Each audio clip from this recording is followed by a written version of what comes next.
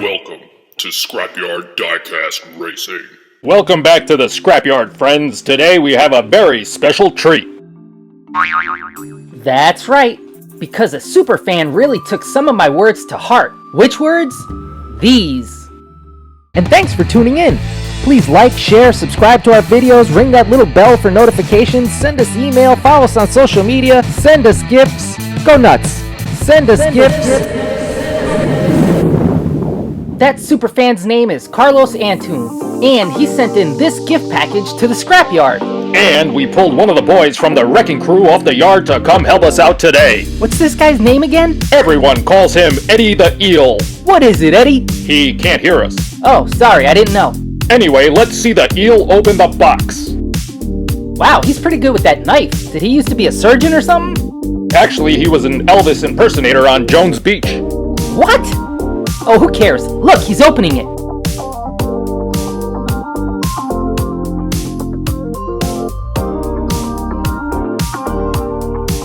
Up first is the Johnny Lightning Hot Rod Series Monte Carlo Beastmobile.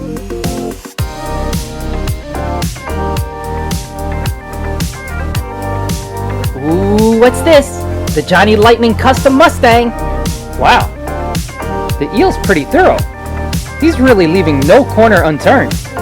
Of course he is.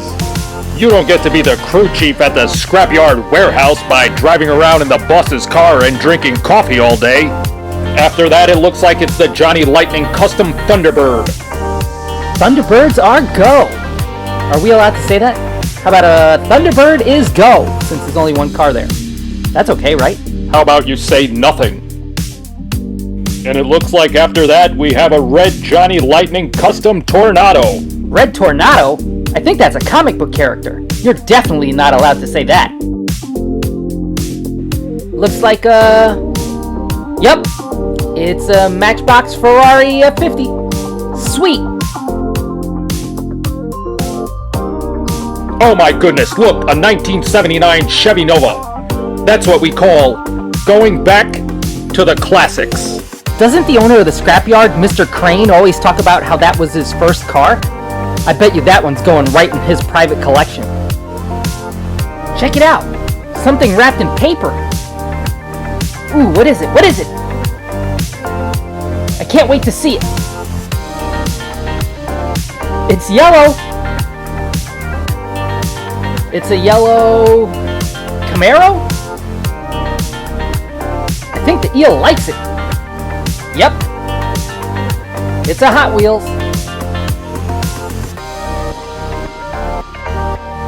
Wow, what a truly generous gift. I think the eel likes the paper. It seems so.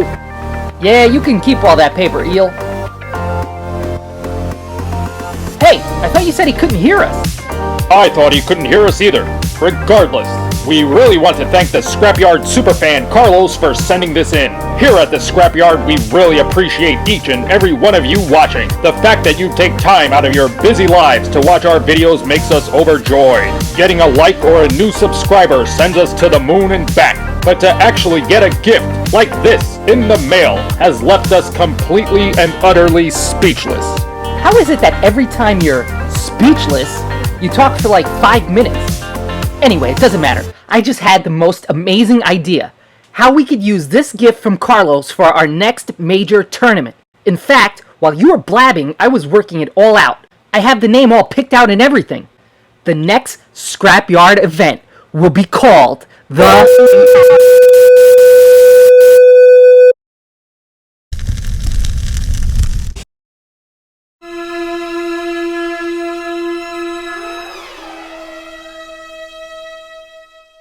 Welcome back to the Scrapyard, friends. I'm your host, Barnabas Tone. And this is me, your co-host, Frederick Allen Seto, but just call me Al. In today's pre-show, not only are we going to learn the name of our next event, but see the cars and learn about the participants as well. However, I warn you fans, Al came up with the name for this event, and even I don't know what it is. I'm almost afraid to ask. Afraid, Barry? What's the worry? This is me we're talking about. Exactly. Well, fans, if you didn't see our unboxing video, then you're gonna be a little to a lot lost. So if you haven't watched it yet, go back and see it, then come back immediately to finish this video, because if you proceed, you're in for some heavy-duty spoilers. 5, 4, 3, 2, 1. Okay, that was your complimentary spoiler warning, so proceed at your own risk. As you know, in our unboxing video, superfan Carlos Antunes sent us a generous gift, so I decided to use those cars for our next event. Yes, but how, Al? Well, Barry, like I said in that video, I started working on it immediately. I figured for our next event, we'd do special teams. Team 1 would be all the cars donated by Mr. Antunes. And I thought for Team 2, we'd go through our fleet and try to find all our comparable cars, as close as we could get to the year, the horsepower, and model to Mr. Antunes' cars. But all comparable cars was just too long of a name, so I thought I could shorten it to just the initials, which gave me an A and 2 C's. And well, when I saw that, plus the fact that Mr. Antunes' cars were the fans' cars, I changed it from initials to a contraction. A contraction? Yes, a contraction. So the next Scrapyard event will be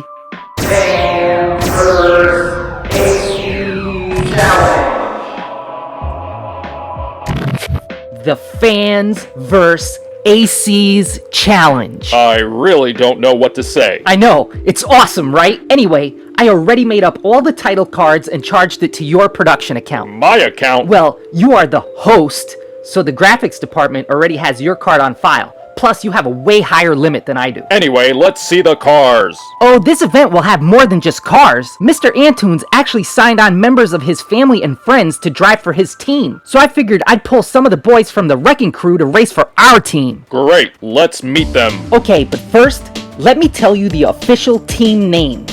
See, here at the Scrapyard, we have some pretty awesome and creative fans. Our event benefactor, Mr. Carlos Antunes, took the first half of his first name and the last half of his last name and wanted the official name of his team to be Team Cartoons. That's pretty creative. I know, right? My name is Frederick Allen Seto. No matter what I do with it, there's nothing creative I could spell that says something about me. Anyway, so I'm guessing our boys are going to be called The Boys. No, that's a comic book and a TV show, but also an R&B group from the late 1980s. They had a hit called Dial My Heart. Remember them? A comic book became an R&B group? What? Never mind, Mr. Elevator Music. Let's just say that name's taken. So I guess it's the Wrecking Crew. No, that's also the name of a comic book team. And a Dean Martin movie from the 1960s. It's great. Dean Martin was also in a comic book? No, listen. Let me just tell you the name of our team. It's called Scrapyard Diecast Racing. That's it? Well, yeah, it's inside a racing tire because we race cars at a junkyard. That's creative? Look, all the good names were already taken, okay? I came up with Fans vs. AC's Challenge. That's super creative. That's super debatable. Anyway, let's just move on to the cars and their drivers. First off, we have Group 1. For Team Cartoons, it's the 1983 Camaro stock car, driven by Mr. Antunes himself. He'll be going by the codename Wild Wheatmo. I think that was his codename in the Portuguese National Army. And again, this whole competition would not have been possible without Carlos's generous donation. And speaking of donations, we have the driver for our team. For the Scrapyard, it's the 1970 Chevelle stock car, driven by Nell 1. He's the head of the Scrapyard's graphics department. Oh, what does that have to do with donations? Well, he's an artist. You ever see what they get paid? Ah, I see. Point taken. He needs all the donations he can get. Next, it's Group 2. For Team Cartoons, it's the 1995 Ferrari F50, driven by his daughter, Sassy V. She could be the one to watch because not only is it her first time racing, it's her first time driving. For the Scrapyard, it's the 2018 Bentley GT3, driven by Mean Nino Eddie. Ed drives the big rig that sits in Clunker Canyon. You know, that truck the Ballerina Impala and the Bear Monte Carlo jumped over in the Then vs. Now Grand Championship? Go watch it if you haven't seen it. Group 3 is going to be one to watch in my opinion. For Team Cartoons, it's the 1965 Custom Mustang. Driven by Mr. Antunes' father, Mr. Antunes, Crazy Carmine. His race will be really interesting because Mr. Carmine is an ex-European rally driver from the late 1960s and 70s. He drove a Ford Cortina until the wheels literally fell off. Let's see how he handles the Scrapyard. For the Scrapyard, it's the 1973 Falcon XB. Driven by Armand Doe. Armand operates the heavy machinery here at the Scrapyard, mostly the concrete pumps. So while that 73 Falcon is no Honda Fit, I'm sure it'll still feel as small as a 1970 Toyota Celica compared to his concrete truck. Group 4 is another group to watch. For Team Cartoons, it's the 1969 Custom Thunderbird. Driven by Carlos's own mother, Sweet Bay Tree. This will also be her first time behind the wheel, but she spent years being Crazy Carmine's navigator and co-pilot, so let's see how she does on the other side of the car. For the Scrapyard, it's the 1970 Monte Carlo. Driven by J. Vardo Duarte. Javardo works in our IT department. Oh great, I'll need to talk to him because my monitors have been acting a little wonky. Oh, I don't think he actually fixes anything. I think he's just in charge of sending the wrecking crew funny memes and dirty pictures. Next, we have Group 5. For Team Cartoons, it's the 1970 Oldsmobile Tornado. Driven by Sir Adriano. Supposedly, he's Carlos's racing mentor. Apparently, he drove multiple stages in the Group T4 truck class of the Dakar Rally. And rumor is, his driving skills got him knighted by the Portuguese Marquis de Ultrapassar, so he could be the dark horse in this competition. For the Scrapyard, it's the 1968 Auto Custom. Driven by Stock Market Mike. He's the Wall Street guy that now works in our finance department. Wow, from Wall Street to the Scrapyard.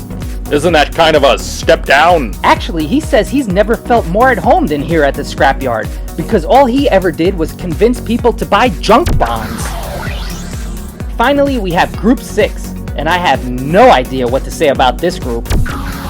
For Team Cartoons, it's the 1988 Monte Carlo SS Dragster. And I think he picked that car on purpose because Monte Carlo SS. Put Carlo and SS together and you get Carlos. Man, that guy has so many things he could do with his name. Anyway, it's driven by the mysterious female driver, Chi-Wolf. I asked Mr. Antunes, what exactly is a Chi-Wolf? He said it's a wild, vicious animal from the mountains of Portugal with a ferocious temper that seems to only attack people who attend too many garage sales. When I asked him to clarify, he just said any further explanation might land him on the couch. Anyway, for the Scrapyard, it's the 1964 Chevelle Dragster.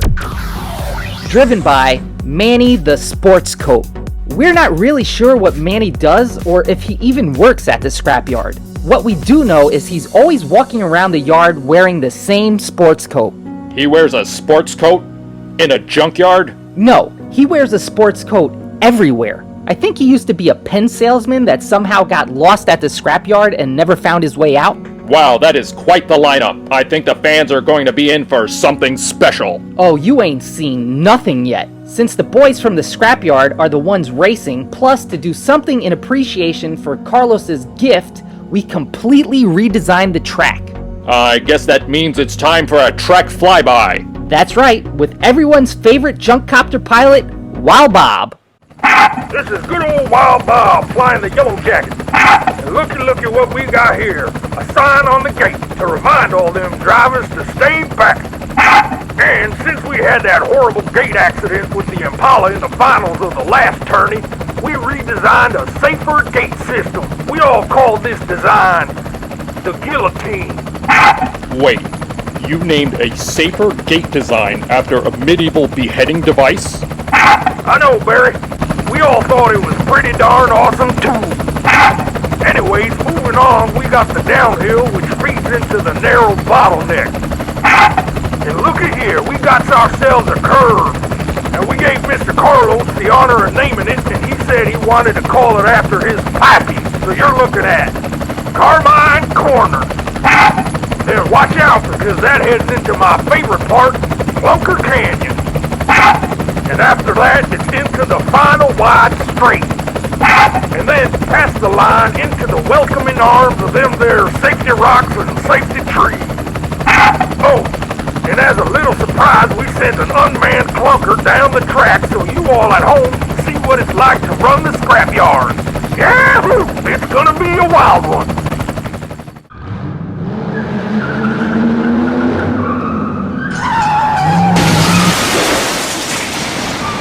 Wow, thanks, Wild Bob. Go gas up the Yellow Jacket and take a break. You deserve it after all those awesome changes to the track. Well, since everyone else has made all these changes, maybe it's time I tell you how I've changed the rules for this tournament. Each race consists of 3 mandatory heats. That's a Scrapyard staple. That rule's not going anywhere. Right, but this is new. No restarts after a double DNF. Most wins out of 3 heats advances. In case of a tie, it's sudden death heats until one racer wins. What? So we could have non-scoring heats? So if cars keep crashing, someone could theoretically advance with just 1 win? Wow, that does up the stakes. And then back to everyone's favorite rule, make it across the line any way possible.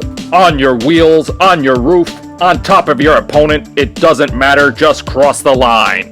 And finally, all cars are unmodified and must meet factory specifications. That rule is really more because you failed at even the simplest attempts at wheel swaps. What have you gone through, like 10 cars?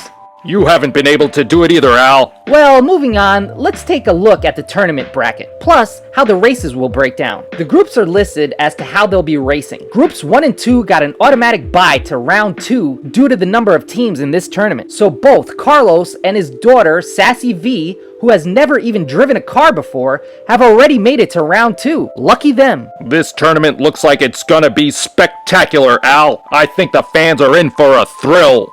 Barry, it's going to be awesome. So join us back here at the Scrapyard in 2 weeks for Race 1, where we will all find out if Team Cartoons has what it takes to take on the Wrecking Crew boys from Team Scrapyard. In the meantime, this is Frederick Allen Seto saying goodbye and asking you to please subscribe, comment, and share this video with your friends.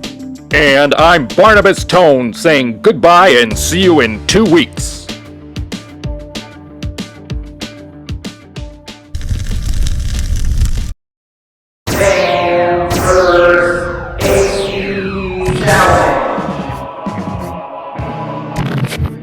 Welcome back to the Scrapyard, friends. I'm your host, Barnabas Tone. And me, your co-host, Frederick Allen Seto. If you're just tuning in, recently a Scrapyard fan named Carlos Antunes donated a fleet of cars to the Scrapyard. So we decided to race his fans' cars against all comparable cars here at the Scrapyard. All comparable cars. A and 2 C's. Or ACs. Get it? So like the opening title card says, we're calling this tournament the Fans vs. ACs Challenge. Isn't that name super creative? I made it up. I think they can tell. Anyway, moving on with a quick recap of the rules. 3 heats, no restarts for a double DNF, most wins out of 3 heats advances.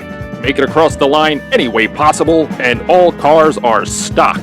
And here we have our tournament bracket all set up. To kick things off in Race 1, we're starting with Group 4. And in Group 4, we have the 1969 Custom Thunderbird versus the 1970 Monte Carlo SS. And if you didn't know, each car in this tournament is being driven by a member of Carlos's family for Team Cartoons, or an employee of the Scrapyard for Team Scrapyard Diecast Racing. Now let's get up to that starting gate and learn a little more about each driver. And race. What? We're also going up to the starting gate to race cars. We're a racing channel, remember? Well, technically we're a junkyard that races cars in our spare time. Oh, but not us, folks. Al and I are just commentators. We're not racing. This time, Scrapyard Diecast Racing.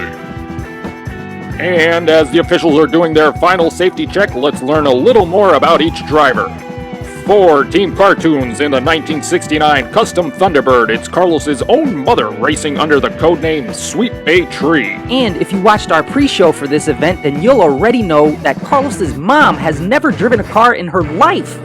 So this could be really interesting. And for Team Scrapyard, it's the head of our IT department, Givardo Duarte. I don't know how good he is at racing, but he's a genius at IT. How so? Well, since I'm always forgetting my password, he told me to change it to incorrect.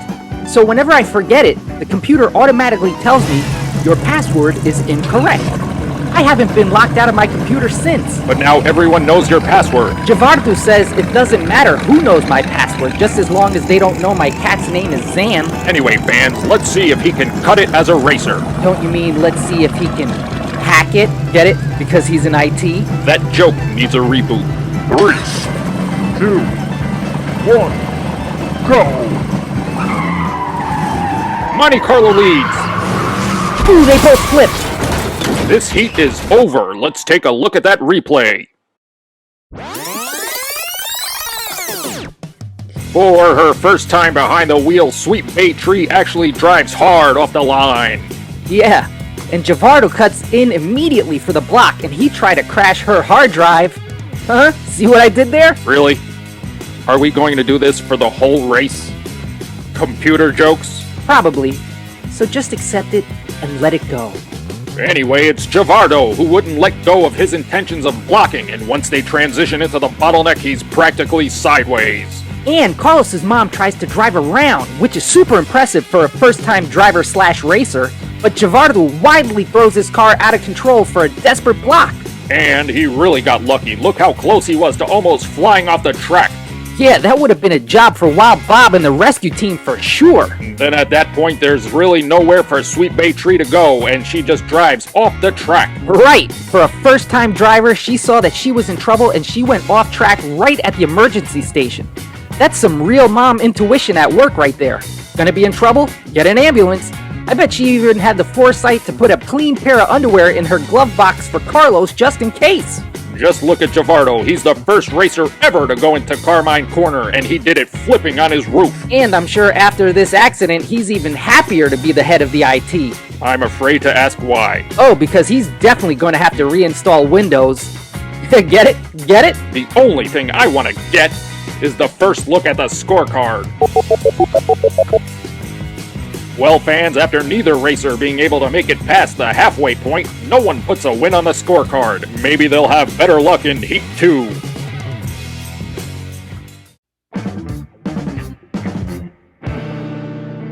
Scrapyard Diecast Racing. Here we are, fans, ready for Heat 2.0. No, we are not doing that. It's just Heat 2 with a mandatory lane change. Well, that was a rough start to the race and the tournament. Let's hope they can keep it on the track, or we're in for a long night. Well, that would mean a lot of extra heats for the fans and overtime for me. Wait, what? You get overtime? Since when do you get overtime? Shh, quiet. The countdown is starting. 3, 2, 1, go! Monte Carlo leads. They crash in the bottleneck. A flip in the curve. Thunderbird pulls through. But Rex and Clunker Canyon. Man, I want to see that again.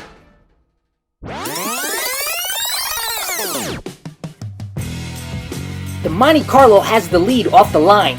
Then Givardo goes wide and swipes left hard. Excuse the computer jokes, fans. Instead, look how effective Givardo's block was. He sent Sweet Baytree's Thunderbird flipping through the bottleneck.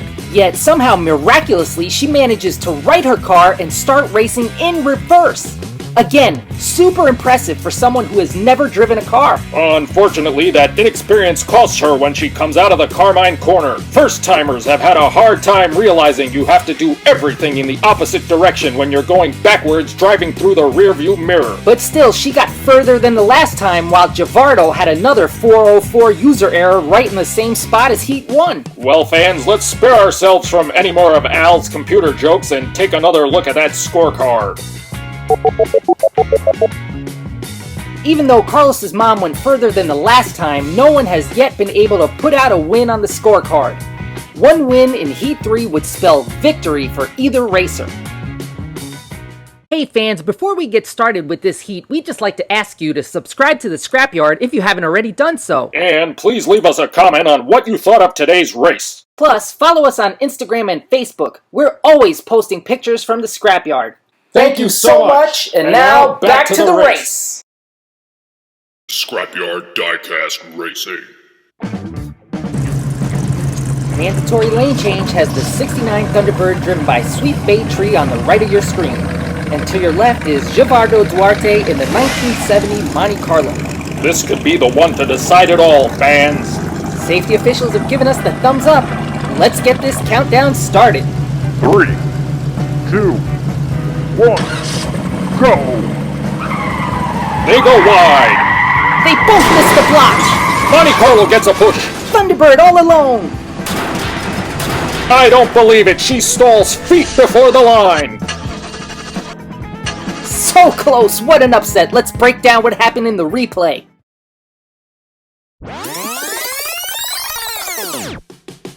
It looks like both racers were faking going wide to cut in hard for a block into the bottleneck. This may be her first time driving, but Sweet Bay is picking up all the dirty tricks fast. And even though she missed the block, like a PC running Windows 95, Gerardo crashes all on his own without anyone even doing anything. And he gets stuck for the third time in a row on his roof in Carmine Corner. But this time, Sweet Bay gives him a push. This is the farthest he's gotten the whole race, and it was thanks to his opponent. And once she's clear of that turn, Sweet Bay drives around him and goes for the win. However, she hits the outside wall of that final straight, and that causes her to stall just a few feet from the finish line. Hey, when you say in the rules, make it across the line any way possible, would that have included if Sweet Bay had gotten out of her car and pushed it across the line? Good question. We'll have to check the rule book. But I think if Carlos's mother would have actually gotten out of that Thunderbird and pushed, then Team Cartoons would deserve to win the whole tournament right here and right now. But since that didn't happen, no one wins, so no one gets points. And that means we're into sudden death. I'm so excited because I helped Nell 1 from our graphics department come up with the title cards. Oh, you don't know who Nell 1 is? Then you need to go back and watch our pre-show to catch up. sudden death is going to be intense. Scrapyard Diecast Racing. Sudden Death. Our first race in the Fans vs. Aces challenge, and we already have a sudden death scenario. What a way for Sweet Bay to start her racing career. She'll never forget this day. Yeah, and if Gerardo hits his head one more time, flipping in the curve, he'll never remember it. What is that in front of the camera? It's sudden death, so it's supposed to be a creepy shadow. No. 3, 2, 1, go! Neck and neck. Gerardo blocks! Thunderbird flips. A reversal! A reversal! She's all alone and across the line. She won! Let's see it again. Gerardo must have installed a faster processor because he was first off the line. And he blocks hard into the bottleneck and actually causes Sweet Bay Tree to flip. Yet somehow she goes into Carmine Curve on her wheels and Gerardo is back on his roof. Maybe since Carmine Corner is named after her husband and this is the creepy sudden death round, the curve is haunted by Carmine's ghost. What are you talking about? Crazy Carmine is very much alive and racing in Group 3. Maybe he was the ghost that was at the starting gate watching over his wife. Spooky shadow, ooh, sudden death. I'm almost missing the corny computer jokes. But anyway, fans, look again. She pushes him through the corner and then drives around. And Gerardo gets stranded in Clunker Canyon. Maybe he should leave the Monte Carlo there and trade up to something better. Like maybe a Buick Regal with fog lights. Well, speaking of trading up, Sweet Bay can trade up her title from rookie to race winner. Yeah, I like how on her only 4th time down the track and her first time across the line, she even does a little drift in the 1969 Thunderbird. It took 4 heats, but we have our winner. If the first-time drivers for Team Cartoons can drive like this, then Team Scrapyard Diecast Racing could be in trouble once the pros get on the track. Also, with that win, Sweet Bay Tree becomes the first racer to earn her spot in round 2. Meanwhile, Gerardo Duarte from our IT department tried his best, but he couldn't get past Carmine Corner. Yeah, maybe he should give up racing and take up fishing. Fishing with a PH. Get it? That's another computer joke. Sorry, I've already unfollowed whatever you're saying. Please join us back here in 2 weeks, fans, for Round 1, Group 3, when Crazy Carmine, who is very much alive, will be in his 1965 custom Mustang for Team Cartoons, taking on Armando in the 1973 Falcon XB for Team Scrapyard. Until then, this is Barnabas Tone, signing off. Barry, that race is gonna be great. Thanks for watching, fans. This is F. Alan Seto, logging out. No more computer jokes. Fine, I'm shutting down for the night. The Scrapyard Diecast Racing.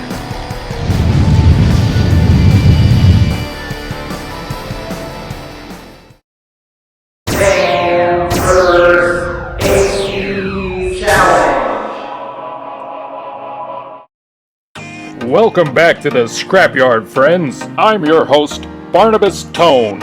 And me, your co-host, Frederick Allen Seto. If you're just tuning in, recently a Scrapyard fan named Carlos Antunes donated a fleet of cars to the Scrapyard. So we decided to race his fans' cars against all comparable cars here at the Scrapyard. All comparable cars. A and 2 C's, or ACs. Get it? So like the opening title card says, we're calling this tournament the Fans vs. ACs Challenge. Moving on with a quick recap of the rules. 3 heats, no restarts for a double DNF, most wins out of 3 heats advances. Make it across the line any way possible, and all cars are stock. Today is Race 2 of Round 1, and it features the racers in Group 3. Group 3 is going to be one to watch, in my opinion. For Team Cartoons, it's the 1965 Custom Mustang. Driven by Mr. Antunes' father, Mr. Antunes, Crazy Carmine. His race will be really interesting because Mr. Carmine is an ex-European rally driver from the late 1960s and 70s. He drove a Ford Cortina until the wheels literally fell off. Let's see how he handles the Scrapyard. For the Scrapyard, it's the 1973 Falcon XB.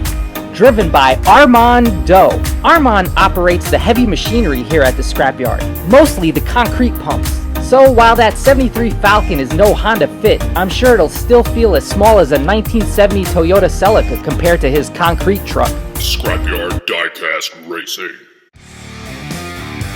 Wow! I can't believe we have an honest-to-goodness, genuine rally racer on the Scrapyard. I know he's racing against us, but I'm so excited to see what Crazy Carmine is gonna do. And what is it that Armand used to do before he worked at the Scrapyard? Well, from the You Can't Make This Up department, Armand's last name is Doe, and he actually used to drive a bread truck before working at the Scrapyard. Well, why did he quit? Armand Doe didn't quit. His bakery burned down.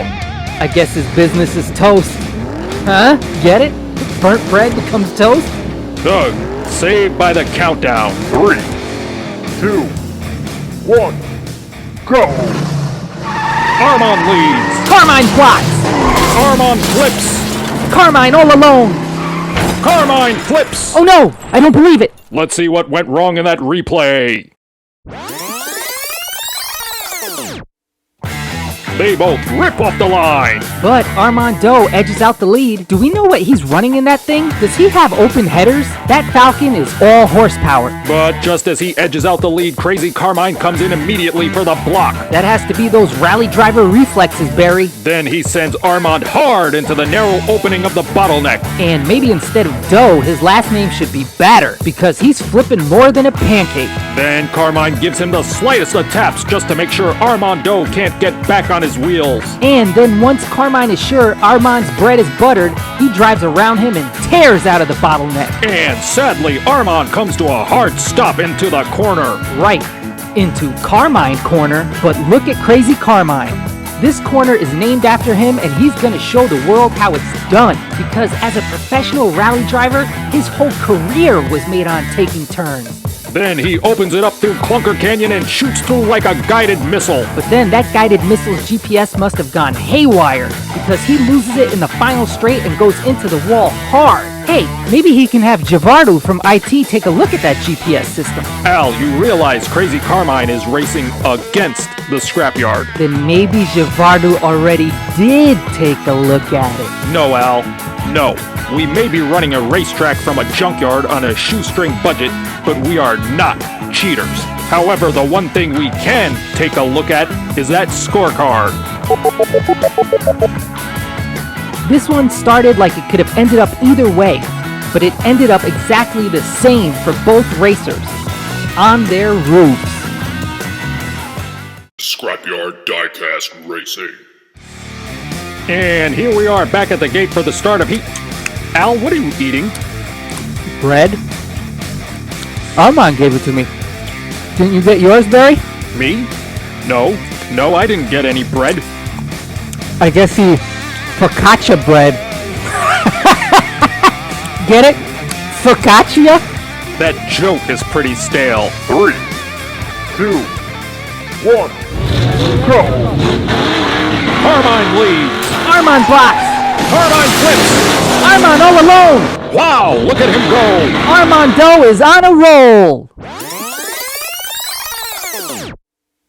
This is like a mirror image of Heat 1. Right, Barry, because this time it's Crazy Carmine that edges out the lead. Then Armand blocks Carmine at the transition into the bottleneck. And Carmine is immediately on his roof and almost takes the entirety of his namesake corner on his roof. Meanwhile, Armando went high into the bank of that turn, and once he saw it was all over for Crazy Carmine, he put the pedal to the floor and never looked back. I know you saw this part, Barry, because I heard your wow during the race. Armand tears down Clunker Canyon so fast he actually made the trailer of the big rig move. Then he just soars down that final straight like the falcon his car is named after. It took until the second heat of race 2, but Team Scrapyard finally scored a win. What are you doing, Al? This isn't the scorecard. Oh yeah, sorry. It took until the second heat of race 2, but Team Scrapyard finally scored a win. Way to go, Armand! Let's see if Team Cartoons can put a little extra crazy in their Carmine to tie things up in heat 3. Scrapyard Diecast Racing.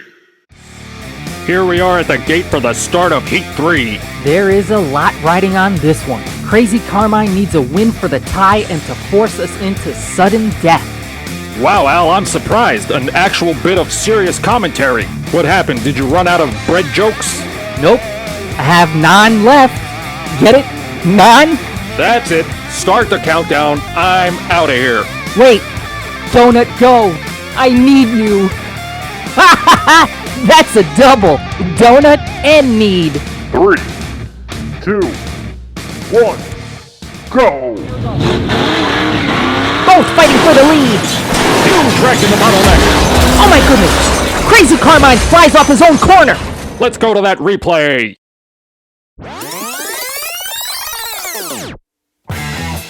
Look at this, Barry. Armand gets to jump off the line, and it looks like Crazy Carmine is going for the pit maneuver. That might be the earliest anyone has ever tried it in Scrapyard history. Right, Al, but then Armand tries to counterblock at the transition into the bottleneck, and that's when things go horribly wrong. They are both airborne as they exit the bottleneck. Luckily for Armand, he's able to stay on the track. Crazy Carmine, however, is not so lucky. He shoots way past the track. Yeah, that looked terrible. Why didn't Wild Bob and the safety crew even budge after that wreck?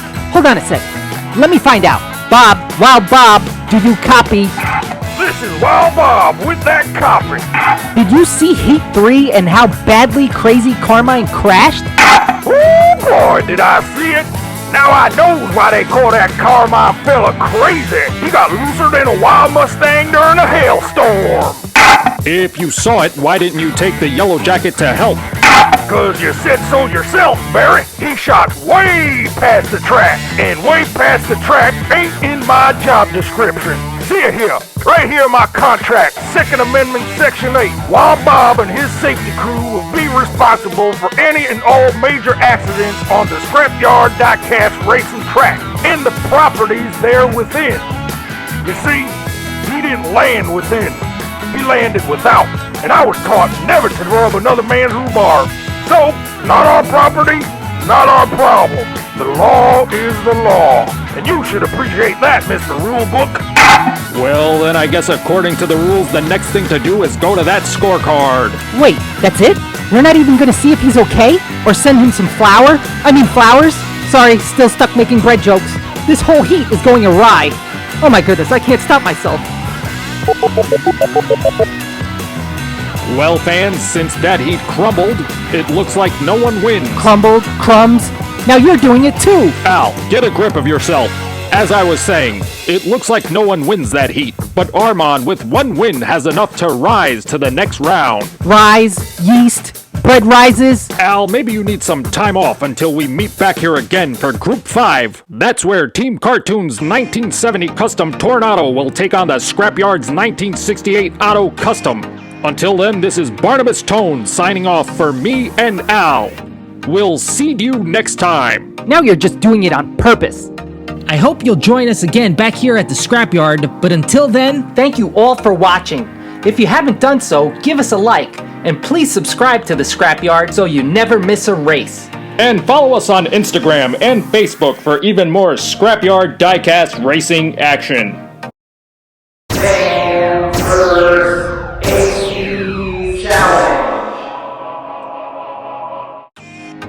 Welcome back to the Scrapyard, friends. I'm your host, Barnabas Tone. And this is me, your co-host, Frederick Allen Seto.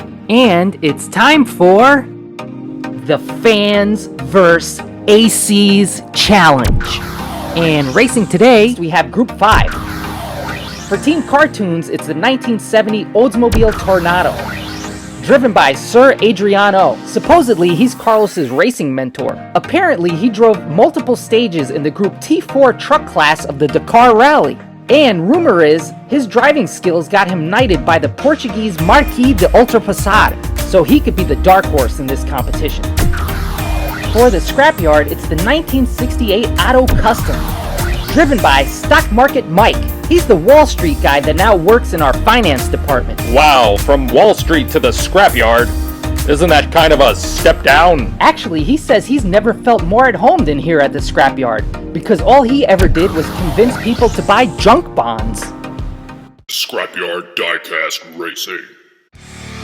Here we are at the gate to see if Sir Adriano can adapt his truck racing skills to the Scrapyard and deliver a win for Team Cartoons. And for Team Scrapyard, we have Stock Market Mike. He's really been practicing for this race, so let's see if it pays dividends. Oh, let me guess. This race will be filled with stock market jokes. You mean like this one? Do you know who Big Bird invests money with? Oh my goodness, I'm afraid to ask. A stork broker, huh? Get it? Because they're birds? That joke has a 0% yield. Let's just start the countdown. 3, 2, 1, go! Adriano blocks. Adriano on his side. Mike barrel roll! But he recovers. Whoa! Stock market Mike all alone across the line. Well, we finally got a nice shot of the guillotine going up and staying up in position. I don't know what was the point of making such a big deal about it in the pre-show if we weren't even going to show it. Well, number one, the big deal was so that no racer would get injured again from that enormous gate falling on their car. And number two, we're trying out a new director of photography in this event. So there's most likely going to be some bumps that need to be smoothed out. But moving on, look how expertly Sir Adriano blocks Mike into the wall. I wasn't sure how he'd be able to translate his Dakar racing skills onto the Scrapyard, but he seems to have adapted immediately. Well, not too immediately, because after that block, he loses it on his way into the bottleneck and takes it completely on his side. Meanwhile, Stock Market Mike does an amazing job regaining control. Yeah, only to instantly lose it again and barrel roll his way through Carmine Corner. I haven't seen this much fluctuation since the dot-com bubble burst back in 2000. But Sir Adriano had an even harder time in Carmine Corner. He hit the pillar on camera tower number 3, and that actually caused us to lose the rest of the broadcast transmission. But luckily, if you zoom in on the cam in Clunker Canyon, you could see Stock Market Mike miraculously pull out of that barrel roll and charge through Clunker Canyon like a bull. Market, and then we get this shot out of nowhere. This is too high for one of our drones. What, did we refurbish a junked hot air balloon or something? Is this the hot air balloon cam? Where is this even from? Maybe something the new director of photography thought up. Why don't you ask him after the event? But regardless, it does give us a nice clear shot of Stock Market Mike all alone and opening it up before he races across the line. And I see what he did there at the end. What, win? Mike was all alone. There was no need for him to crash into those safety rocks. See, he can't tell us directly, so think about it. We have hundreds of cars in our fleet here at the scrapyard. That's a lot of insurance. And what company has a symbol of a rock? Prudential. Mike was giving us the wink wink to buy Prudential stock. You know, insider trading. That's not even remotely close to how that works. Do you even know anything at all about financial investing? Of course I do. In fact, my bank calls me almost every day to tell me my debts are outstanding. So I must be doing something right. Forgive him, fans. Let's just cut to the scorecard. Recovering from a rough block and a barrel roll, Stock Market Mike was able to start this race off with a big win for Team Scrapyard. The pressure is really on for Sir Adriano. Team Cartoons has the next 2 heats to try and catch up. Scrapyard Diecast Racing. And here we are back at the gate with a mandatory lane change, now seeing Stock Market Mike on the right of your screen for Team Scrapyard and Sir Adriano on the left for Team Cartoons. And Sir Adrian needs to win to tie it up and stay in this competition. But if Mike wins, then he'll guarantee his spot in the next round. What? No stock market joke? But of course. What do you call an alligator that buys a lot of stocks? I don't even care. An investigator. Huh? Get it? Because he's a gator that invests? That joke was a crock. 3, 2, 1, go! Mike takes the lead. Adriano blocks. They flip, Mike is off track. Adrian recovers. but he loses it against the wall. And what the heck is this?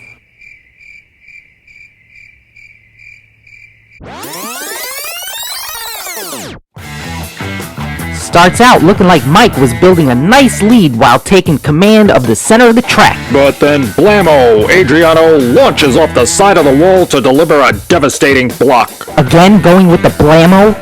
Can't you say wham or bang like a normal person?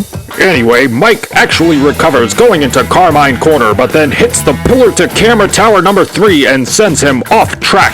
Luckily, he went off right at the safety crew station. Doesn't look like Wild Bob is in any rush to get the yellow jacket up into the air.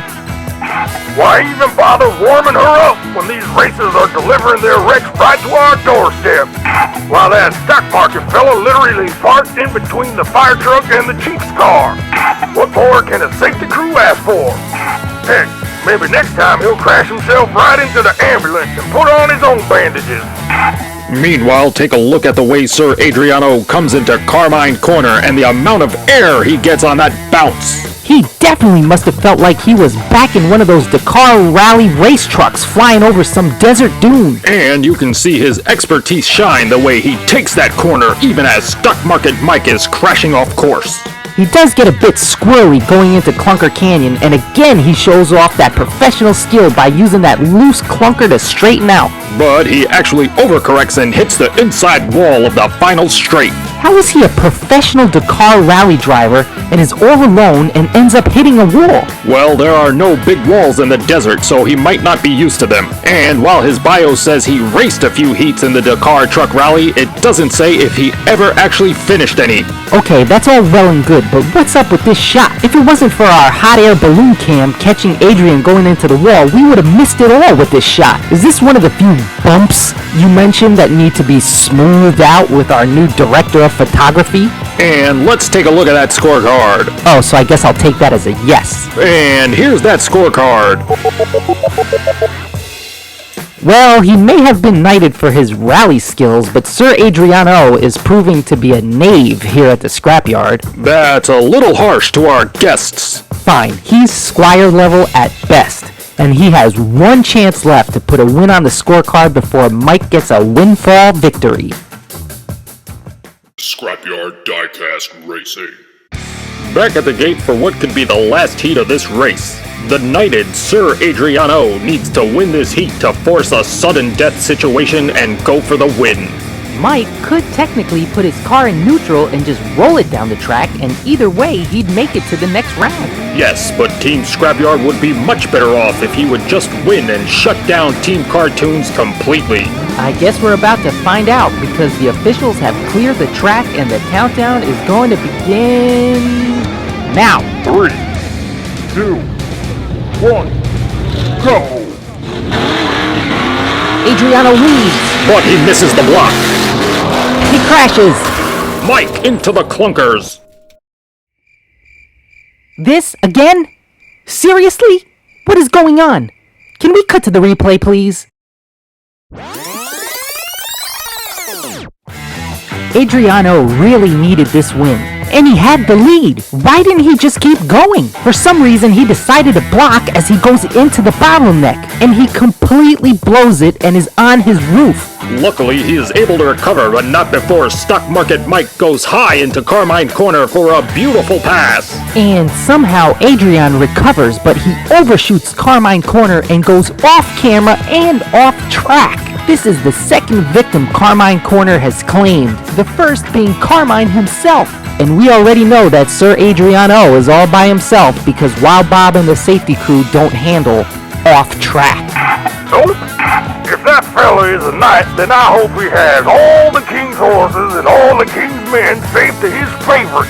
Cause if the camera didn't even see where he went, he's gonna be harder to find than that there Where's Wally picture book fella. And moving on, we can see as soon as Adriano went off track, Mike lost control and went into the clunkers. Maybe he lost control because he was putting up a for sale sign in the rear window of that custom auto. What are you even talking about? Well, I'm sure he was trying to sell that car before he hit the clunkers. I mean, he's a stockbroker, and they always try to sell before a big crash. And there it is. I knew there was no way we could make it through this heat without a stock market joke. You know you love it, and what I'm loving, even though the camera work has been all over the place in this race, more on that later, is that the hot air balloon cam caught Mike's wreck from a different angle. Mike is really lucky the clunkers were stacked on those old tractor tires. That might have been what saved him from having all those clunkers fall on him. Even though he lost this heat, he still has his win from heat 1. Whoa. Slow down there, Mr. Rulebook. We're not at the scorecard yet. I want to know who is this mystery new director of photography that gave us these gems from the finish line. Well, the regular fellow is out on workman's comp, so we had to use Eddie. Eddie? Mean Nino Eddie? The guy that drives the big rig? No, not that Eddie. He's driving for the scrapyard in Group 2. The other Eddie. You mean Eddie the eel from the unboxing video that started this whole event? That Eddie? Is he still trackside? Does he have a microphone? Well, we haven't stopped broadcasting, so he should be at his station wearing his headset, but I don't believe he's mic'd for sound. Eddie, can you hear me? Hey, Eel, is that really you? It is him. I'd know those gloves anywhere. Eel, have you ever been a director of anything before? Do you even have any idea how to operate a camera?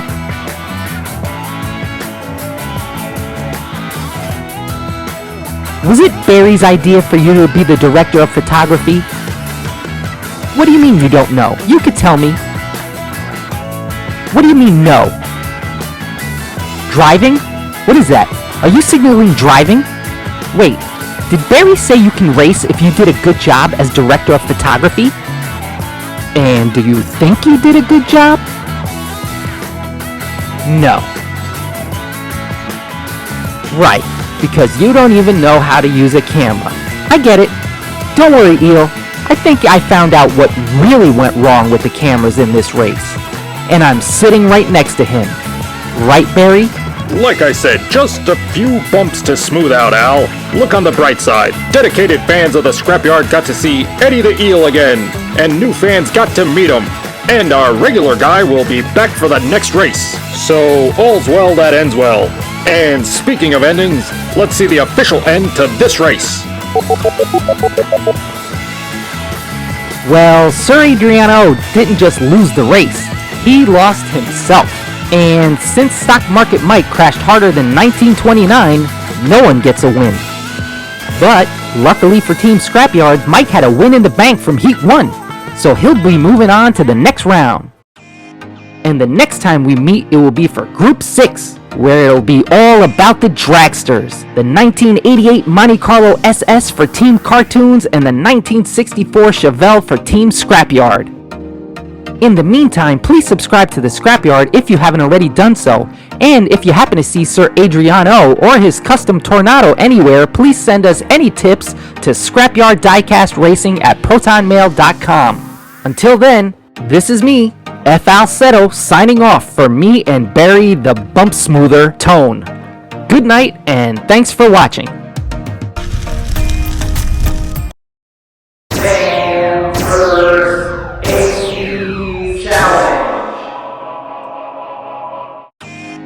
Welcome back to the Scrapyard, friends. I'm your host, Barnabas Tone. And this is me, your co-host, Frederick Allen Seto. And it's time for the Fans vs. ACs Challenge. And racing today, we have Group 6. And I have no idea what to say about this group. For Team Cartoons, it's the 1988 Monte Carlo SS Dragster. And I think he picked that car on purpose because Monte Carlo SS. Put Carlo and SS together and you get Carlos. Man, that guy has so many things he could do with his name. Anyway, it's driven by the mysterious female driver, Chi-Wolf. I asked Mr. Antunes, what exactly is a Chi-Wolf? He said it's a wild, vicious animal from the mountains of Portugal with a ferocious temper that seems to only attack people who attend too many garage sales. When I asked him to clarify, he just said any further explanation might land him on the couch. Anyway, for the Scrapyard, it's the 1964 Chevelle Dragster, driven by Manny the Sports Coat. We're not really sure what Manny does or if he even works at the Scrapyard. What we do know is he's always walking around the yard wearing the same sports coat. He wears a sports coat in a junkyard? No, he wears a sports coat everywhere. I think he used to be a pen salesman that somehow got lost at the Scrapyard and never found his way out. Wow, that is quite the lineup. I think the fans are going to be in for something special. Scrapyard Diecast Racing. Here we are at the gate to start what might be the most unique race of the tournament. That's right. It's the grand debut of the mysterious Chi-Wolf. Wow. What was that? Did you just hear that? And she'll be facing off against Manny the Sports Coat. Well, one thing is for sure. It's great to know no one will get injured in today's race. How can you possibly predict that? Well, if Manny's in a sports coat, then there won't be any casualties. Huh? Get it? Casualties? Casualties? Your humor is out of style. I don't even care if they finish the safety checks. Just start the countdown. 3, 2, 1, go! Manny blocks. Chi-Wolf flips! Manny loses it. It's all over. They're both upside down. Well, these cars are pretty evenly matched in terms of horsepower, so I think much of today's race will break down a driver's skill. Well, Barry, I don't know about skill, but it seems like Manny has some dirty tricks hidden in that inside pocket of that sports coat because he goes for the long, subtle block into the opening of the bottleneck. That's right, Al. And just to remind the fans, as seen here, the bottleneck is only 3.5 clunkers wide compared to the downhill at 4.5 clunkers. That's why the bottleneck is so many racers' favorite place to block. That disorientingly tight squeeze leaves little room for opposing drivers to recover. Right, Barry. And Chi-Wolf proves just how impossible it is to recover if you're blocked at the bottleneck opening. She does a great job coming out of that barrel roll, but unfortunately she just runs out of track and hits that steep exit ramp all kind of wrong. And then she goes into Carmine Corner on her nose. Or is it snout? Do Chi-Wolves have a nose or a snout? Wow! Where is that coming from? Anyway, she flips and roof slides to a screeching halt. And that's all she wrote for the Chi-Wolf in this heat. And she's not alone. Look at the way the sports coat goes into Carmine Corner. He's completely airborne. It's a miracle he didn't fly over that outer wall of the track. And as we've already learned, while Bob and the safety crew are not contractually obligated to handle accidents that happen off track. Nope. Not our property, not our problem. We know. Luckily, the sports coat was able to hit the leg of Camera Tower 3 and it put him back on the track. But unluckily, it also caused him to flip and end his heat. So it was time for Manny to hang up his coat. Oh wait, he never takes it off. It was lights out for our Manny.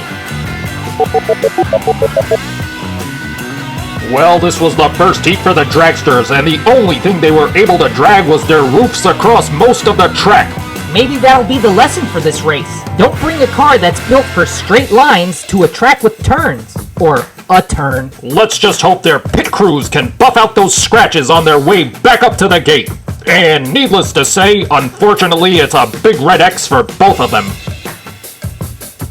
Scrapyard Diecast Racing. And we're back at the gate for the start of Heat 2. I'm glad to see Chi-Wolf was able to shake off that rough start to her racing debut and is ready to race again. And I'm glad to see that the sports coat Manny is all ready in case his car pops a tire. What are you even talking about? Don't you know what's the first thing you need to do when your car pops a tire? What? Jacket. Huh? Get it? Jacket, sports coat, jacket up, pop a tire. Pretty funny, right? Forget about pop tires. That joke fell flat. 3, 2, 1, go! She-Wolf blocks! She loses it! She recovers! She-Wolf all alone! Oh my goodness, did you hear that? I don't believe it! She popped a tire! Get Manny over there to jack it!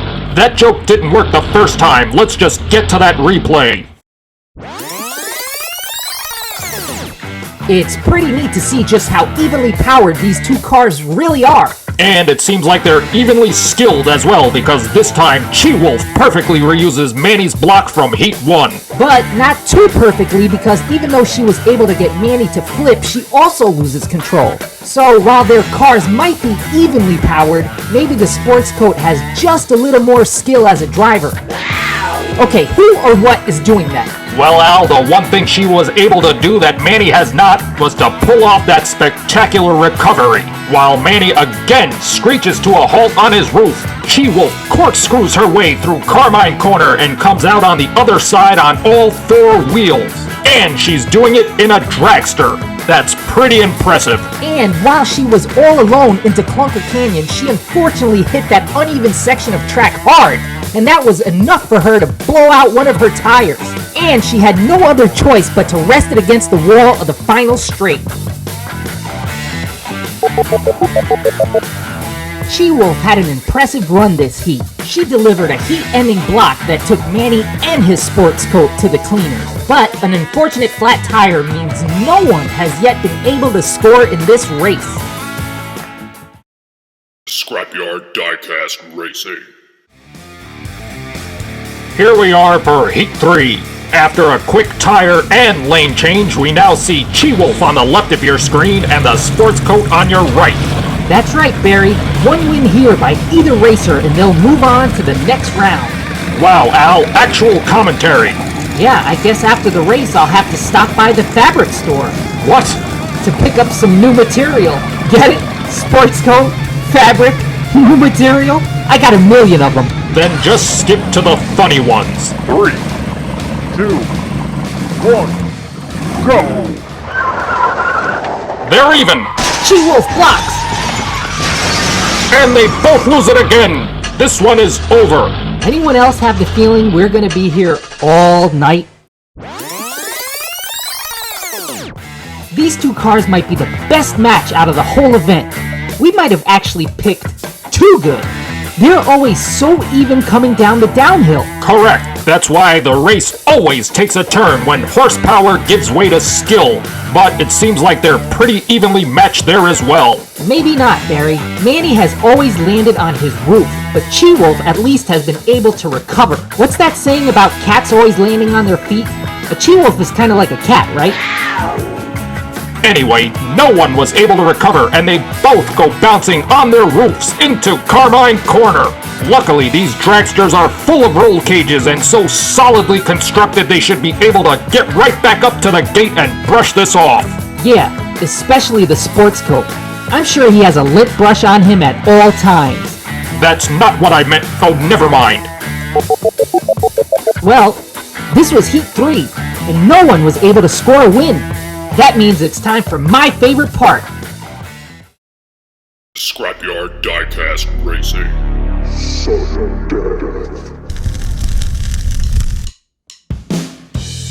Sudden death. I love it. The fans love it. This is gonna be awesome. That's right, fans. This is the second race in this event to make it to the sudden death rounds. And it's no surprise since these two racers have been so evenly matched. Yeah, especially at crashing, not one of them has been able to make it past that final stripe. This race could have been over if not for that blowout in Heat 2 that killed it for the Chi-Wolf. Why am I the only one that hears that? Team Scrapyard also has been having a hard time this race because Manny the Sports Coat hasn't been able to make it past Carmine Corner. Yeah, he should trade in that sports coat for a duster, because all he does is spend his races upside down with his face in the dirt. He really needs to step it up if he hopes to bring in a win for our team. Well, let's not waste any more of the fans' time and get this race started. That's right, since this is sudden death, there are no safety checks. Whatever shape the track is in, oh well, deal with it. 3, 2, 1, go! Chi-Wolf leads. Manny blocks. She recovers. They're both in reverse. Another blowout. Chi-Wolf stalls. That was so close. Let's break it all down in that replay. Here we see the Chi-Wolf pull out of the gate with a strong lead and hold on to it for the length of the downhill. Yet that lead wasn't strong enough, because she was still in range for the sports coat to try and pull a pit maneuver into the bottleneck. And it's devastating enough that he causes the Chi-Wolf to flip. But true to Manny form, he ends up with his face in the dirt again. Amazingly, again, proving how evenly matched they are. They both recover. They both go into Carmine Corner in reverse, and they both finally make it through the turn. But this is sudden death, and things go wrong for both racers once they go into Clunker Canyon. Manny copies Chi-Wolf and hits the same exact bit of uneven track, which causes him to have a major blowout, and causes me to wish I would have saved my pop tire / jacket joke for this round. Aw, poor Al. I guess no bad coat jokes for this heat. You're right, Barry. And now that I think of it, I bet Manny actually wanted the race to end this way, so he could be better dressed. What are you talking about? He'll be better dressed because now he has a tie to go with that sports coat. Huh? A tie? I never run out of jokes, Barry. Never! Yeah, you're just out of good ones. But speaking of ties, let's look at what went wrong for the Chi-Wolf. It seems like while she was coming into Clunker Canyon in reverse, she hit the cab of the big rig and the lead clunker a little harder than she expected. And it looks like unfortunately caused some level of damage because she was forced to pull over just a few feet from the finish line. Yeah, and what's crazy, that's the same exact spot her teammate Sweet Bay Tree stalled out in race 1. And Sweet Bay did manage to win in sudden death, so let's see if her teammate can do the same. Hey, that was actually a good line. Save it for the scorecard. Unfortunately, a flat tire and a team duplicating stall ends this heat for both racers. But let's see if the Chi-Wolf can pull off a team duplicating sudden death win in the next heat. Hey, I just said that! Yes, but I did it with style. Scrapyard Diecast Racing.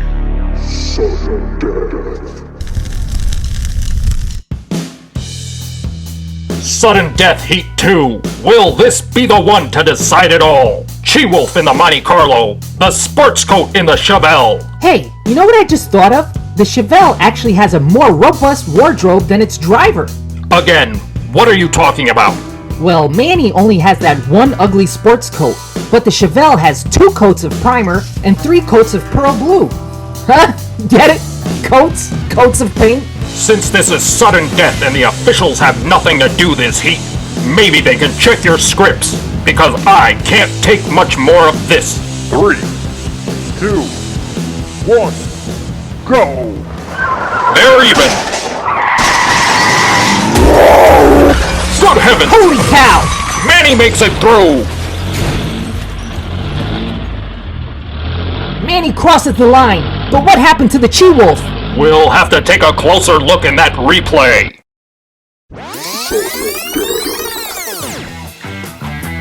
Here we see the She-Wolf had a slight lead down the downhill, and the sports coat actually blocks before they get into the bottleneck. Right, Barry. And that block was fierce enough to send the She-Wolf violently flipping through the bottleneck. And tragically, she can't recover and goes hard off the track. That is now the third member of Team Cartoons in as many races that has been claimed by Carmine Corner.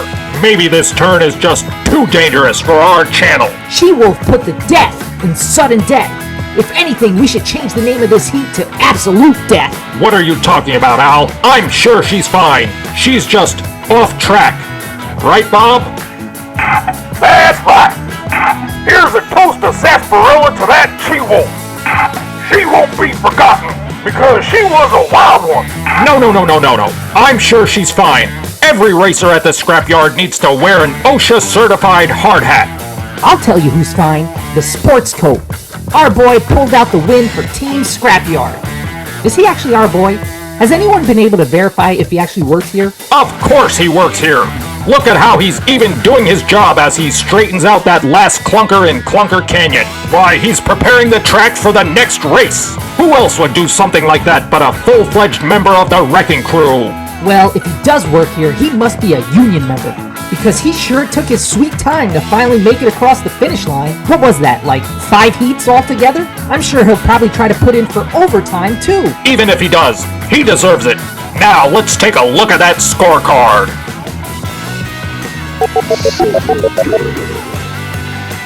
After so many heats, the sports coat was finally able to bring this race to a close. Don't you mean after so many heats, Barry? No, Al, I don't. But I do mean for you to pipe down so I can finish. Manny now moves on to the next round. Because he's the only racer still alive. Oh, she's off track. Why are you so worried? I took Stock Market Mike's insider trading advice from Race 3 and bought some Prudential stock. So even if Team Cartoons tries to sue us, we're covered. Buying stock in an insurance company isn't the same as an insurance policy. It's not? So I'm not covered if they sue? No. So please join us next time for the start of round 2, where we'll kick things off with the Camaro stock car driven by the greatest team captain of all times, Carlos, I'm not gonna sue anybody, Antunes, up against the Chevelle for Team Scrapyard driven by some lame-o in our graphics department. This is Al signing off and saying, go Team Cartoons! Please don't sue. And this is your host, Barnabas Tone, signing off and reminding you that no animals, even the ones that are currently off track, were injured during the filming of this race. Thank you and good night.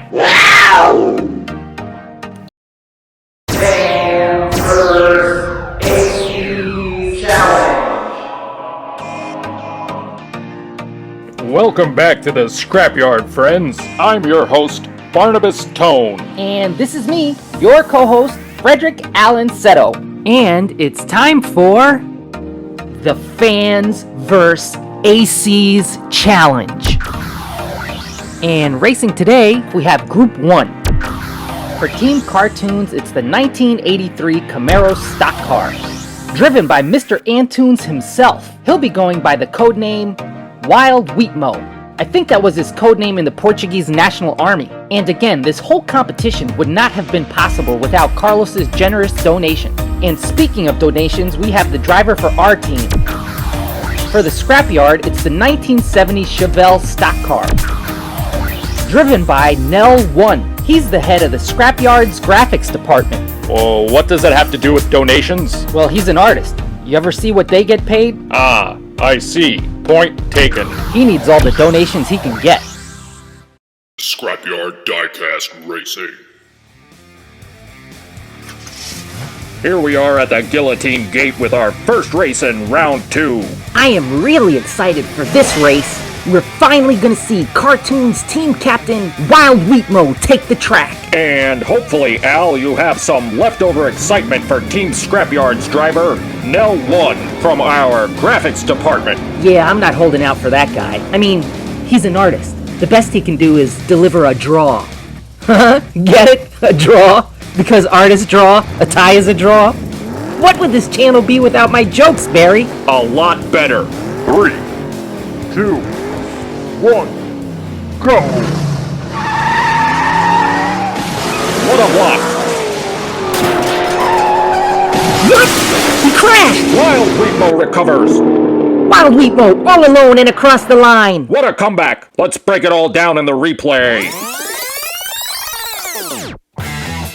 Well, Barry, let's break it down. They come out of the guillotine starting gate pretty straight.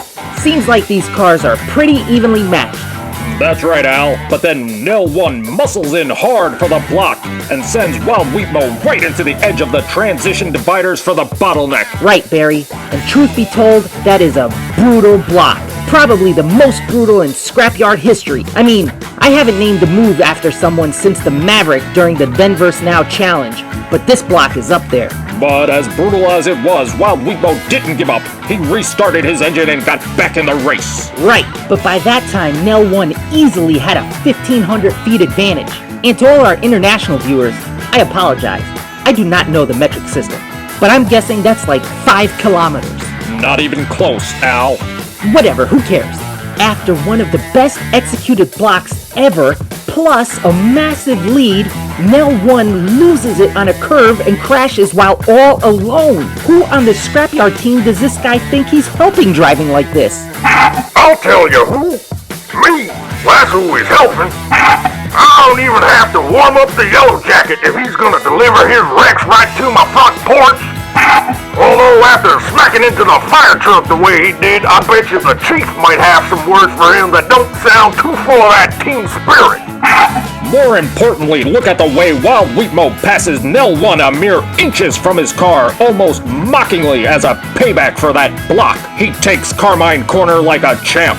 Right, and then he centers up and teaches Nell 1 what you're supposed to do when you have a massive lead.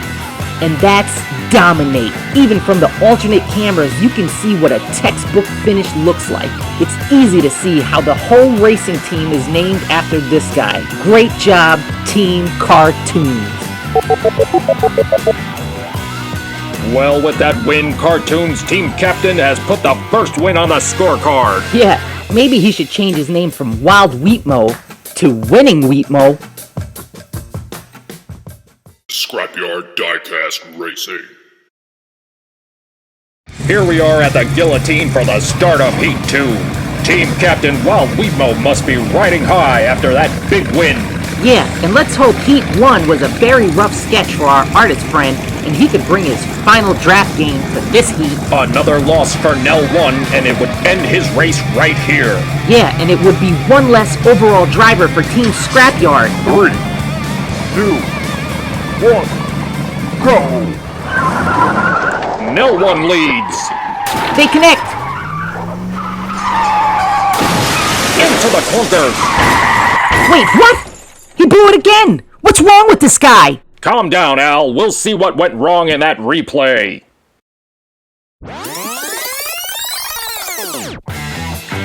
Look at this, Barry.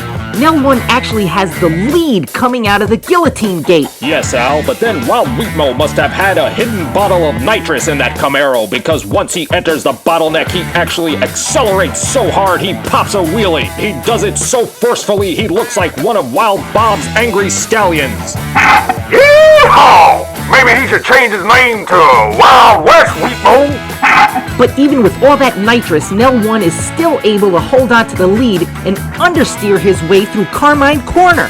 And while desperately trying to catch up, Wild Wheatmo lives up to the wild part of his name by loudly slamming into the clunkers and the rubber tires in Clunker Canyon. Right, and that noise must have startled our sensitive artist friend because he blows the lead again. What the heck? This guy sucks. First he blew his chance at a win, and now he just blew his chance to tie it up. Wild Wheatmo hit the clunkers and was on his way to the wall. What? He knows how to push a pencil, but he can't push a brake pedal? This Nell 1 needs to literally go back to the drawing board and leave the driving to the pros. Calm down, Al. No, the final straight is the widest part of the Scrapyard track. It's 5 clunkers wide. I mean, now I know why artists need rulers. They can't keep it straight without one. Well, let's see how all this affects the scorecard. We're losing. That's how it affects the scorecard. Oh, shush. Well, since neither racer was able to cross the line, it's a double DNF and no one gets the win. Scrapyard Diecast Racing. 3. Team Captain Wild Wheatmo needs a win or a double DNF to secure his place into the next round. Yeah, and Nell 1 needs a miracle. By the looks of things, the only way that guy is getting a trophy is if he photoshops one into his hand. Good luck to both teams and both racers. Let's hope they keep it safe out there. 3, 2, 1, go! Nell 1 leads. They're spinning! They're both in reverse. Our guy gets loose. Nell 1 wins. Whoa, he took out a safety tree! Do we have a gardener in the safety crew? Nope. But the boys are already out there to give that Wheatmo a tow back up to the guillotine.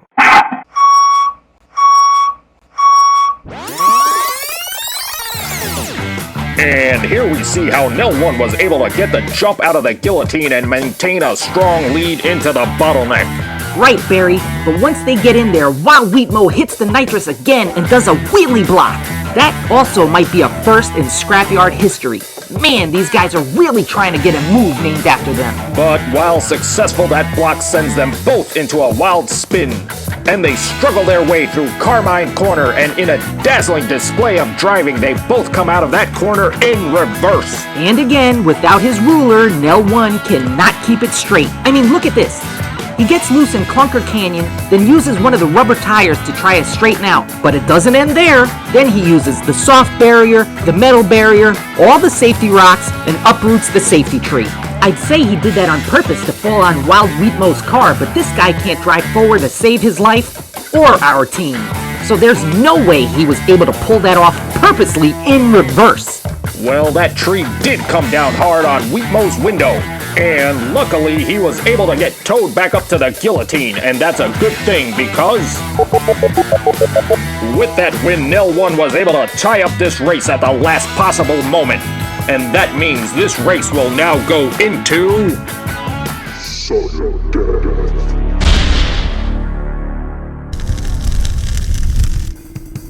Here we are back at the guillotine gate for the start of Sudden Death. Yeah, while I love sudden death, I never, ever thought we'd be here. How that graphics guy has been able to stumble his way this far is beyond me. Keep in mind he is on our team, Al. He's been doing fine. He only had a minor brush with defeat. Haha, get it? Brush. Because he's an artist. Oh no. Bad enough I gotta worry about a cartoonist trying to become a race car driver. Don't you go trying to switch from commentating to doing a poor job at comedy. That's up to me. You're right, Al. No one does a poorer job at comedy than you. Hey, that's not what I meant. 3, 2, 1, go! A massive block. Wheatmo hits hard. Nell 1 opens it up. Wheatmo can't recover. It's all over for Wheatmo. And Nell 1 wins the heat and the race. I knew he could do it. What a driver. He really is an artist behind the wheel. Again, Nell 1 blocks Wild Wheatmo into the transition guardrail. And this block makes the one from Heat 1 seem like a love tap. Wild Wheatmo has to work frantically at the wheel to keep from flipping over. And as hard as he fights, he can't recover. I kept saying these two guys were aiming to have a move named after them. And my good old buddy, the amazing artist Nell 1, pulled it off. And since he's such a great artist of blocks, I'm going to name his move after another great artist famous for painting blocks. This move will now and forever be called the Picasso. Picasso is famous for cubism, not blocks. Blocks, cubes, tomato, it's all three-dimensional squares. Barry, the block is called the Picasso, and that's that. Okay, Picasso it is. And let's take a look at the receiver of the Picasso. He seems to have had his bell rung so bad he was never able to recover and crashes into the exit of the bottleneck. I don't know, Barry. That's not how I see it. Remember, Wild Wheatmo is team captain. Heck, the whole team is named after him. Go back and watch this event's pre-show if you don't know what I'm talking about. But anyway, he's proved that he was able to recover from the Picasso in Heat 1. He's crafty and smart. In the very first race of this event, I joked how Carmine Corner was haunted. Well, I don't know if it is haunted, but it has claimed the lives of Wheatmo's father, Carmine, his racing coach, Sir Adrian O, and Wheatmo's mysterious She-Wolf. So I think he was playing it smart and just decided to leave well enough alone and call it quits before he became victim number 4. Again, Mr. Crane and the owners and investors of the Scrapyard would like to reiterate that to the best of their knowledge, these racers are not dead and they are merely off track. Well, I'll tell you who was on track. My main man, Nell 1. Look at the way he's so straight. Dead center down Clunker Canyon and into the final straight. It's like he's on rails. I mean laser beam straight. Can this guy drive or what? Like I've said all along, he is the man. Watch out, Sports Coat, because Team Scrapyard might have a new MVP. Al, I have to admit, you may not always be right, but your commentary is always fair. Weathered friend. Thanks. Hey, wait, what was that you just said? I said, let's see whether that affects the scorecard, my friend. With that performance, Nil 1 gets a block named in his honor. Kind of. But more importantly, he not only wins sudden death, but he wins the race. And he becomes the first racer in this event to lock his place in the semifinals. And while Wheatmo is out, he puts on an impressive display of driving. And now he can focus solely on being team captain. And I'm sure he's happy to be able to concentrate on that job because in the next race, his daughter will be making her Scrapyard debut as the youngest racer in Scrapyard history. That's right, it'll be Sassy V in the Ferrari F50 for Team Cartoons facing our big rig driver, Mean Nino Eddie, in the Bentley for Team Scrapyard. Until then, this is Barnabas Tone saying thank you and good night. And I'm Frederick Allen Seto, saying thanks for watching.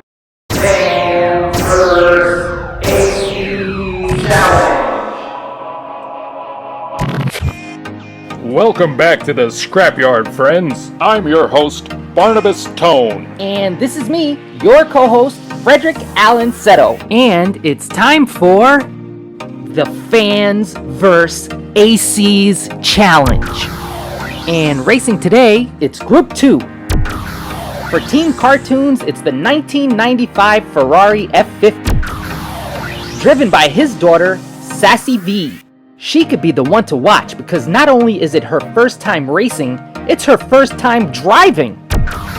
For the Scrapyard, it's the 2018 Bentley GT3. Driven by Mean Nino Eddie. Ed drives the big rig that sits in Clunker Canyon. Scrapyard Diecast Racing. Here we are at the Guillotine Gate with Group 2. This is the last group in our tournament, and they were lucky enough to get a bye into round 2. The race hasn't even started, and I already think this is going to be a wild one. I mean, we have team captain Carlos's own daughter racing, and what's crazy is she isn't even old enough to drive, but racing is in her blood. Her dad is team captain, and her grandfather is a retired rally driver with a turn on our track named after him. Yes, Carmine Corner is named after the late Crazy Carmine. Don't start. Fans, there have been no confirmed deaths during this tournament. All racers are considered off track until further notice. But moving on, let's talk about the driver representing Team Scrapyard. It's none other than Mean Nino Eddie.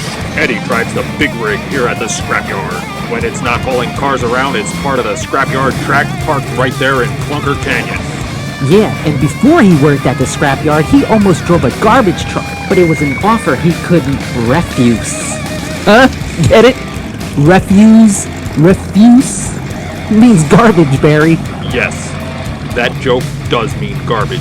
Just start the countdown. 3, 2, 1, go! Sassy V leads. Eddie misses the block. Eddie cuts in hard. Eddie, big lead. Sassy V stalls out. Eddie across the line and into the safety rocks. Well, Barry, for her first time ever behind the wheel, Sassy V takes it off the line. That's right, Al, but Eddie being the more experienced driver, he comes in with a subtle push into the wall, and by the time they're in the bottleneck, he has the lead. Right, Barry, but what I don't understand is why with such a big lead would he try to block? He almost blew the whole heat right there. I mean, look at that. He got on 2 wheels. That exit of the bottleneck is not a place you want to take chances. One mistake there and it could be a whole world of hurt. Well, that won't apply to Eddie. He's used to driving a big rig, so I'm sure he can throw that Bentley around like it's a go-kart. I mean, look at the way he blocks Sassy V all the way through Carmine Corner. Then, once he clears it, he does a little trip for style and tears down Clunker Canyon. I think Eddie's block might have actually done some mechanical damage to Sassy V's car because Eddie's lead just kept getting bigger and bigger, and she finally pulled off to the side. Like I said, racing is in her blood, and that's a pretty pro move for a beginner. She sees something's wrong with her car, and it's only heat 1.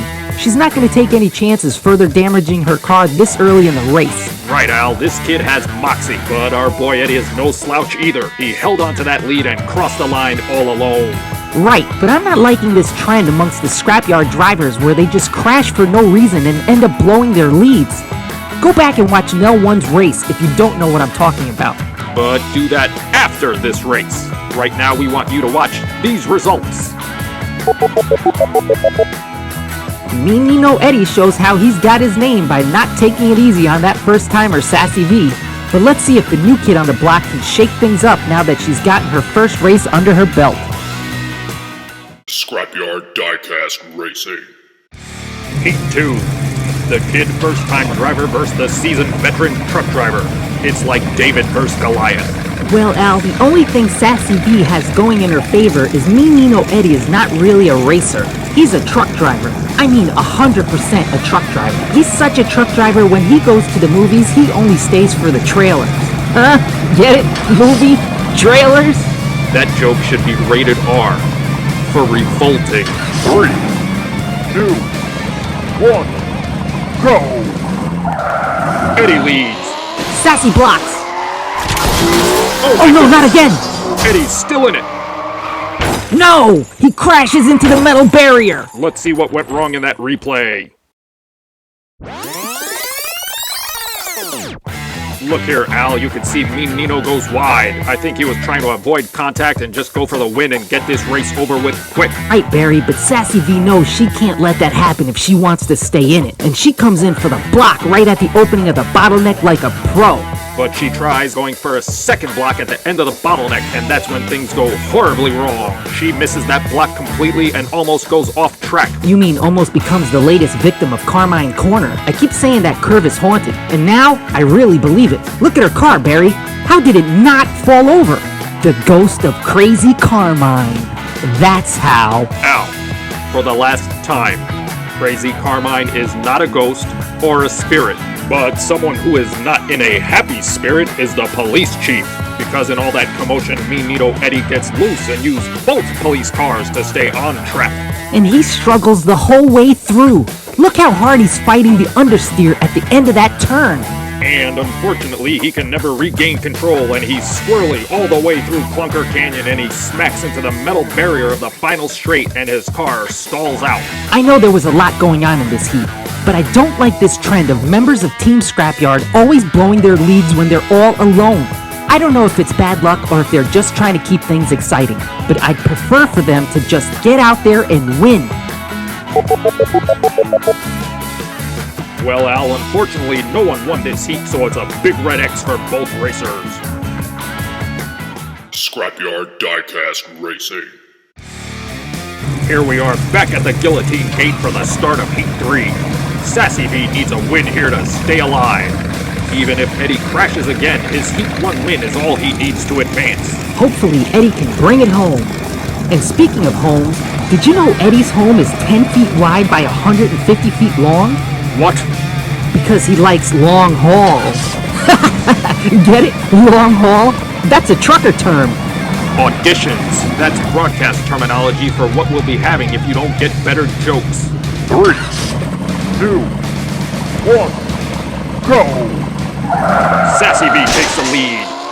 Eddie tries to block. Sassy V pulls ahead. Eddie can't catch up. Sassy V wins. She did it! The rookie stays alive! Well, Barry, Sassy V must have had your pre-race commentary playing on the radio because you said she needed a win and she just delivered. Look at the way she pulls out of the guillotine. She keeps him against the wall all the way down the downhill, then delivers an expert-level block on the way out of the bottleneck. And that's all she needed to set up her lead for the rest of the race. By the time she's out of Carmine Corner, she has at least a full car's length lead. And it keeps growing.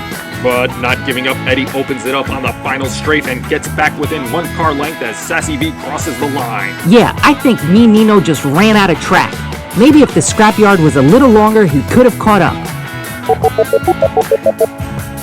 Well, I'll tell you who did catch up. Sassy V with a beautiful, clean win. From beautiful to ugly, because now we're in...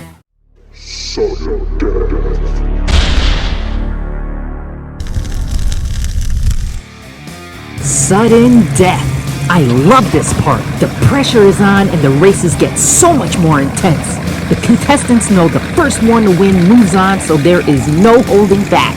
Right, and that desperation for a win leads to big risks and even bigger action. They'll try winning any way possible. Forward, upside down, or in reverse. Speaking of reverse, do you know Eddie just doesn't drive trucks? He has another job where he just parks them. Really? Yeah, it's his backup job. Get it? Because he backs them up? Al, you should put your mouth in park and throw away the key. 3, 2, 1, go! They're even. They connect hard. Sassy V loses it. Eddie crashes, blowing his lead again. This is just the unexpectedness I was talking about. Let's break it all down.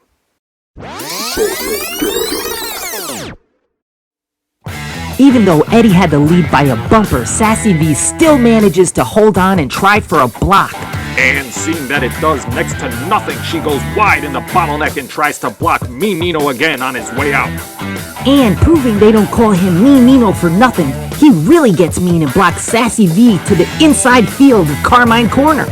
And while she does a good job avoiding the safety vehicle, she just can't hold on and crashes into the midfield.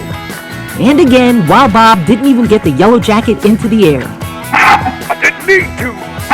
Look at that girl. She did an aerial 360 and landed on all 4. She knew her chances were done, so she drove herself back up to the guillotine. Why, she's just itching to race again and give that Eddie some payback. I'm sure that move made her pappy proud. Well, who shouldn't be proud is Mean Nino. I mean, he delivered an awesome block and then completely blows it. Look how hard he crashed into the camera in Clunker Canyon. This guy knows he works here, right? If he wrecks our equipment, it's coming out of his own check. Seriously, I haven't seen a lead blown this bad since Nell won in the last race. Let's not worry about the last race, Al. Let's take a look at this one. Well, a huge infield crash and another against our tower camera made the first round of sudden death come to a dead end. Let's hope we've gotten all the crashing out of the way and someone can put a win on the scorecard.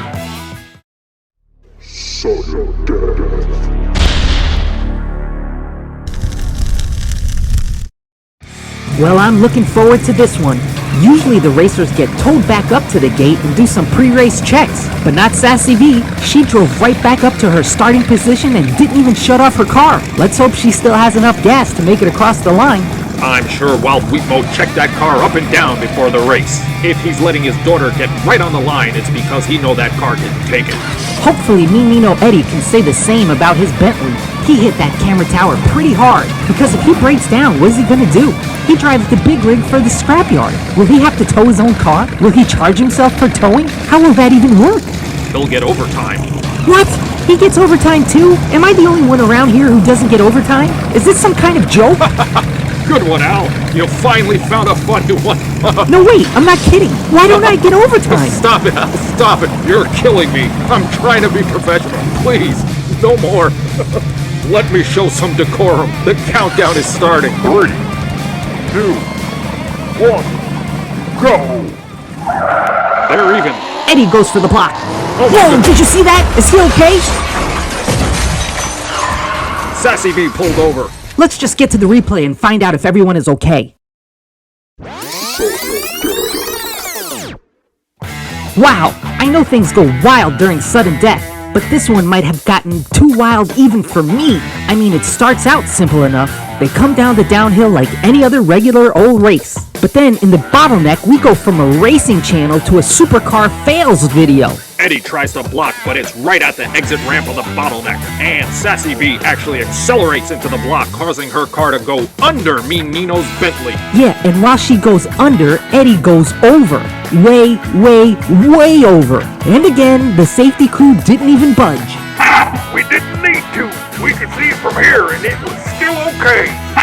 It's still okay? Don't you mean he's still okay? As in, Mean Nino Eddie is okay? But Mean Nino, who's worried about him? What have I been saying this whole tournament is our rule? Not our property, not our problem. Exactly. But Mean Nino did crash on our property. Wrong. He crashed into our property. That there championship trophy is solid gold. It's the most expensive purchase ever made by the scrapyard. If that thing broke, Mr. Crane would have fired all of us. Plus, the bear wouldn't have been too happy about it neither. And all you folks go out there and watch the grand championship if you don't know why he's called the bear. Here's a hint. I made it up. But anyway, don't worry about the trophy. Me and the safety crew will spit shine it after the race and make some nice overtime too. Wait, you guys get overtime too? I need an agent. Al, don't do this again. Please let me finish. After Eddie crashed, and even though he had sent her into the infield, Sassy V still pulled over to end the heat so Eddie could be attended to. She may be only a rookie, but she sure knows how to act like a champion.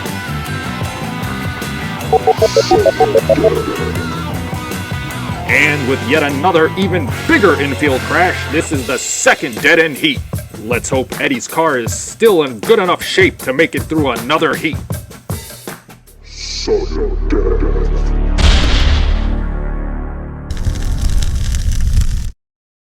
Sudden death, heat 3. We've never gone this far. Sassy V on your left, Mean Nino Eddie on your right. They both had some rough accidents and sudden death. Yes, Al, but there's no question that Eddie's crash was much more severe. Plus, he had to tow his own car back up to the guillotine gate. True, but Eddie is used to crashing. He once flipped his truck while hauling a load of tennis equipment. Really? Yes, it made quite the racket. Gotcha! Get it? Tennis racket? Racket? Al, that joke is out of bounds. 3, 2, 1, go! Eddie leads. Whoa, what a block! It's all over for Eddie. Sassy V all alone. And across the line, the rookie has done it. With the help of some of those safety rocks.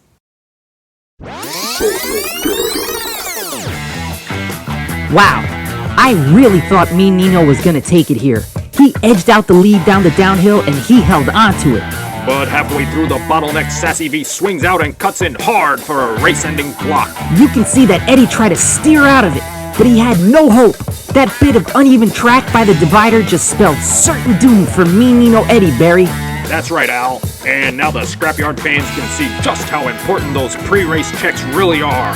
Had this been a regular heat, that would have been taken care of. But in sudden death, the track condition is what it is. I know, that was so awesome. I mean, not for Mean Nino, obviously, but for not knowing what to expect, this kind of stuff keeps me at the edge of my seat. And speaking of, I'm sure Wild Wheatmo was on the edge of his seat once he saw his daughter was all alone and tearing down the center of the track. Right. Only at the end of the final straight does she get a little loose and start hugging the wall. And luckily, the safety rocks in the tree did their job and kept her safe as she crossed the line. I still don't understand why we use rocks and trees instead of something like rubber tires. What do you think this is, Barry? The Nürburgring? You think we have that kind of budget? We can't afford safety tires because everyone around here, except me obviously, is getting paid overtime. And speaking of overtime, Sassy V sure put in a lot of it to get tonight's win. But after 6 total heats, it paid off. She'll be moving on to race 2 of the semifinals. Not bad for her first time behind the wheel. And our next race will feature another member of Team Cartoons that's a first time behind the wheel timer. Sweet Bay, in the Thunderbird, facing Stock Market Mike in the Auto. Leave a comment on who you think will win. Or please do me a favor and leave some stock market jokes that Al can put in his script, because I can't take any more of his originals. And until then, this is Barnabas Tone saying good night. Hey, my jokes are great. Right, fans? Anyway, this is Al signing off and saying... I hope you'll join us again back here at the Scrapyard, but until then, thank you all for watching. If you haven't done so, give us a like, and please subscribe to the Scrapyard so you never miss a race.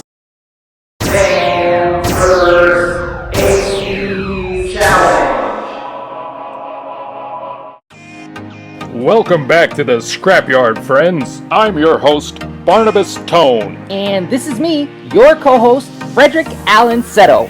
And it's time for... The Fans vs. ACs Challenge. And today we have round 2, group 7. Plus, since we already met both of these drivers in round 1, there's no need for a long introduction. But just a quick recap for new viewers. For Team Cartoons, we have the 1969 Custom Thunderbird being driven by Sweet Bay Tree. And for Team Scrapyard Diecast Racing, we have our accountant and banker, Stock Market Mike, in the 1968 Custom Auto. Yeah, that's great, Barry. Now, let's get up to the guillotine gate and get this race started. Scrapyard Diecast Racing.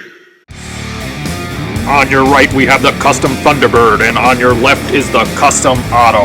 I'm rooting for Stock Market Mike to bring home a win for Team Scrapyard. But as a commentator, I can't offer any help. He'll have to do it all by himself. Luckily, he's a loner. Get it? Loner? Because he makes loans at the bank and he's all alone? Get it? That joke is like a closed account. It draws no interest. Hey! 3, 2, 1, go! Sweet Bay blocks and loses it. She recovers. She's trying to catch up. But Mike has too much of a lead and is across the line. Wow, that was some great action to kick things off. Let's break it all down. They come out of the guillotine gate pretty evenly. Mike stays dead center of the track, but then Sweet Bay goes wide and comes in for the block right at the entrance of the bottleneck. That's right, Al, but Mike, being the more experienced driver, is able to quickly recover, and it's actually Sweet Bay who managed to flip herself and send her Thunderbird barrel rolling. Right, Barry, but the steep exit ramp actually helps her out, and she goes into Carmine Corner on all 4 tires and pins the accelerator, trying hard to catch up to Stock Market Mike. However, by the time she's going into the corner, Mike is already speeding his way out, and he rockets through the outside wall of Clunker Canyon. Sweet Bay does a good job trying to catch up, but Mike was way too far gone. Maybe if the scrapyard was a little longer, she could have given him a good chase, but she just ran out of track. Well, someone who did have enough track was... our boy Stock Market Mike, being able to keep his head in the race and swat off Sweet Bay's block easily. He puts the first win on the scorecard. Scrapyard Diecast Racing. Here we are back at the Guillotine Gate for Heat 2. Remember, we are not racing 3 mandatory heats in this tournament, so if Mike can win, he'll be a breath away from moving into the next round. And speaking of breath, do you know why Mike has such fresh breath? What? Why? Because he uses investments. Get it? Investments? You know you love it, Barry. Bad breath isn't the only thing that stinks around here. 3, 2, 1, go! Mike blocks. Sweet Bay flips. It's all over for her. This is it. Mike's all alone. He stalls out. What? Again? Another member of our team blows his lead? Why does this keep happening? Let's see if we can figure out what happened in that replay. Barry, it seemed like Mike had everything all set up for the win. He had a nice clean start and edged out a nice lead off the line. Agreed, Al. He was even able to reverse Sweet Bay's block in the bottleneck. Not only did he reverse it, but he punched the nitrous and he wheelies his way out of there before Sweet Bay can crash into him. But it does look like Stock Market Mike is fighting some understeer issues, both going in and coming out of Carmine Corner. Yeah, but was that enough to make him stall? It's unclear, Al, because he's straight as an arrow and actually accelerating through Clunker Canyon. Even from the alternate camera angle, you could see Mike is having no issues whatsoever. But then out of nowhere, he stalls mere feet from the finish line. Hey, what if he didn't stall? What if he's taunting Sweet Bay because that's exactly where she stalled out in her first ever heat back in race 1? Is he doing this for drama? We may never know for sure, but what we do know is... no one crossed the line, so it's a big red X for both teams. Scrapyard Diecast Racing. We're back at the Guillotine Gate for Heat 3. If Mike was playing some kind of mind game with Sweet Bay, then he's taking a huge risk, because if she wins, then we're forced into sudden death. Yeah, I know stock market guys are known for their massive egos, but this move is too risky. It just doesn't make any sense. Sense? Like dollars and cents? Even when I'm confused, I'm still hysterical, Barry. I agree with you there, Al. You definitely are confused about what's hysterical. Hey, that's not what I said. 2, 1, go! They go wide. They connect in the bottleneck. Mike in the lead again. Sweet Bay on his tail. Mike across the line. And into the safety trees. It's all over for Sweet Bay. Let's break it all down in the replay. It looks like a textbook start, Al. Both racers leave the Guillotine Gate clean. And they both go wide, looking to avoid any contact. Right, Barry.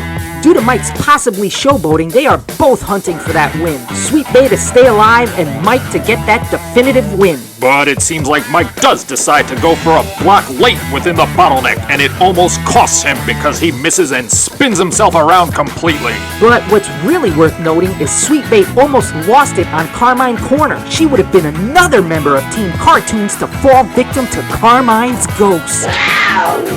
But it looks like old Spooky Carmine has a soft spot for his granddaughter and his wife because he spared both of their souls. Again, Carmine is not a ghost, and that curve is not haunted. In fact, Carmine himself crashed off that turn way back in race 2. Exactly. Who else but a ghost could crash off his own curve? Forgive him, fans. Anyway, by the time Sweet Bay managed to straighten out, Stock Market Mike was way ahead, and she took to the inside lane and was working hard to make up for lost ground. And Mike decided to go for broke, financial joke, and give that auto everything it had because he knew good old Frederick Allen Seto's safety rocks, that's me, were waiting for him at the end of the finish line. And it seems like Sweet Bay came to a screeching stop right after the line because she saw how members of Team Scrapyard used a tree against her son and team captain Wild Wheat Mo back in race 5. Sweet Bay proved that sometimes in racing you have to keep your head in the game even after you've crossed the finish line. Even though she didn't win, that's not bad for a first-time racer. But someone who did win was Stock Market Mike. Living up to the stock market part of his name, Mike had a big gamble in Heat 2, but he also won big in Heat 3, making him tonight's winner and securing his spot in Semifinal Race-01. But before that, we'll get a real treat when we watch members of Team Scrapyard face off against each other for the first time, when Armando and Manny the Sports Coat meet in Round 2, Group 8. Until then, this is Barnabas Tone saying thank you and good night. And I'm Frederick Allen Seto, saying thanks for watching.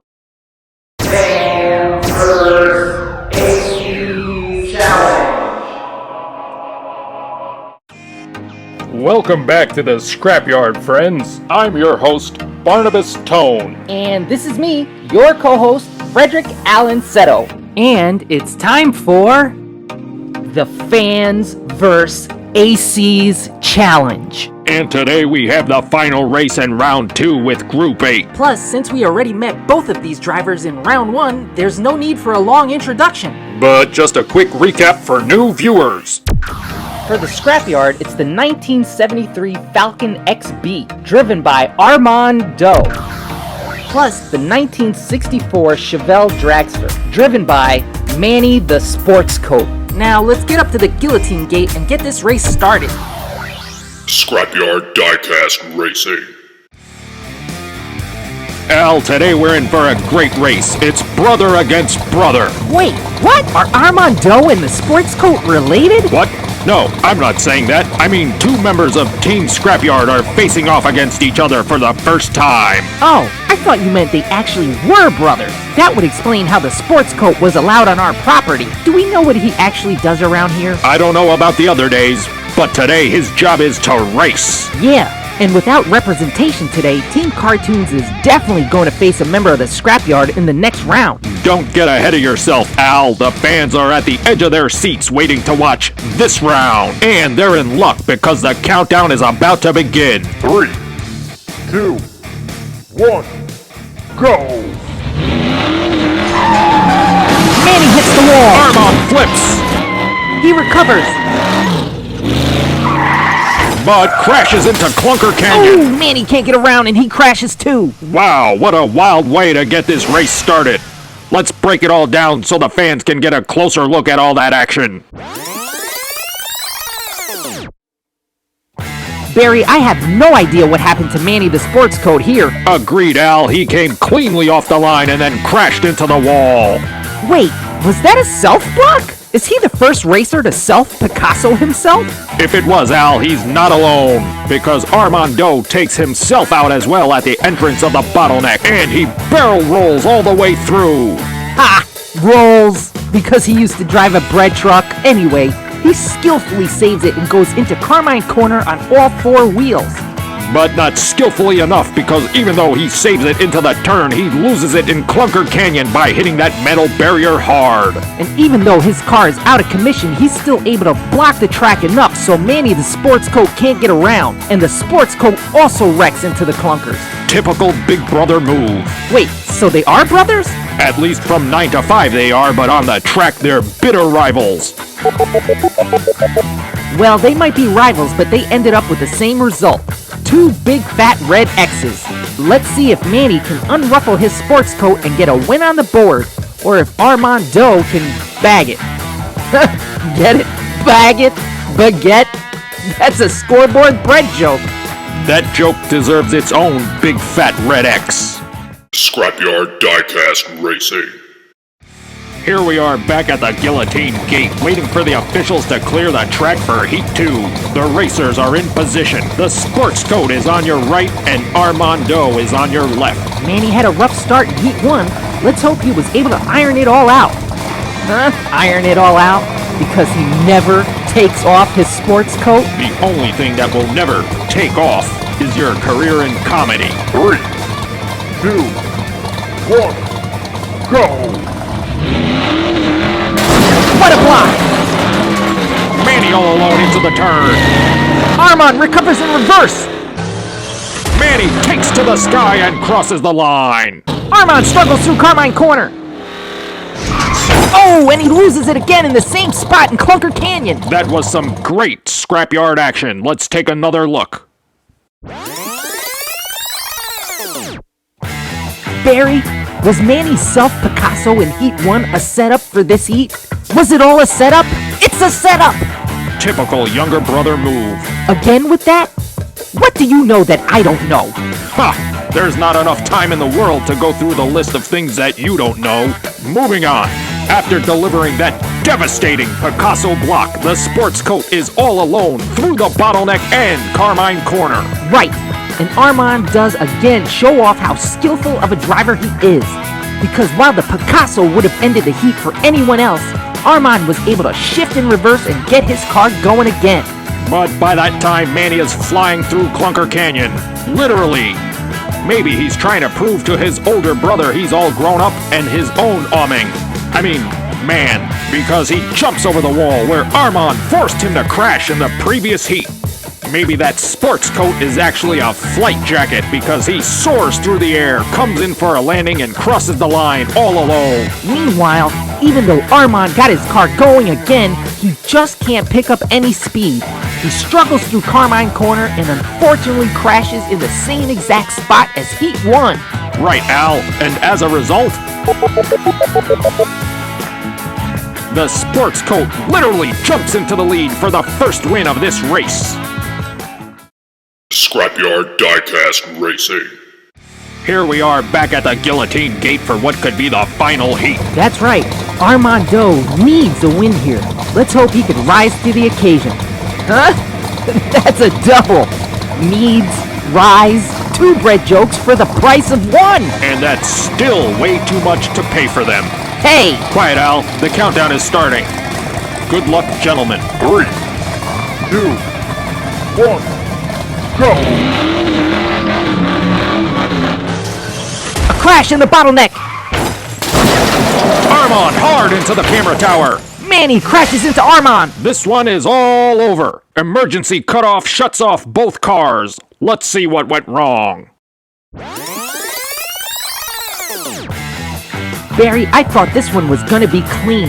After all the Picasso blocks, both racers go wide on the downhill. But again, Armand loses it in the bottleneck. He's had trouble with that transition this whole race. And while trying to avoid all that auto somersaulting, Manny crashes hard into the exit barrier of the bottleneck.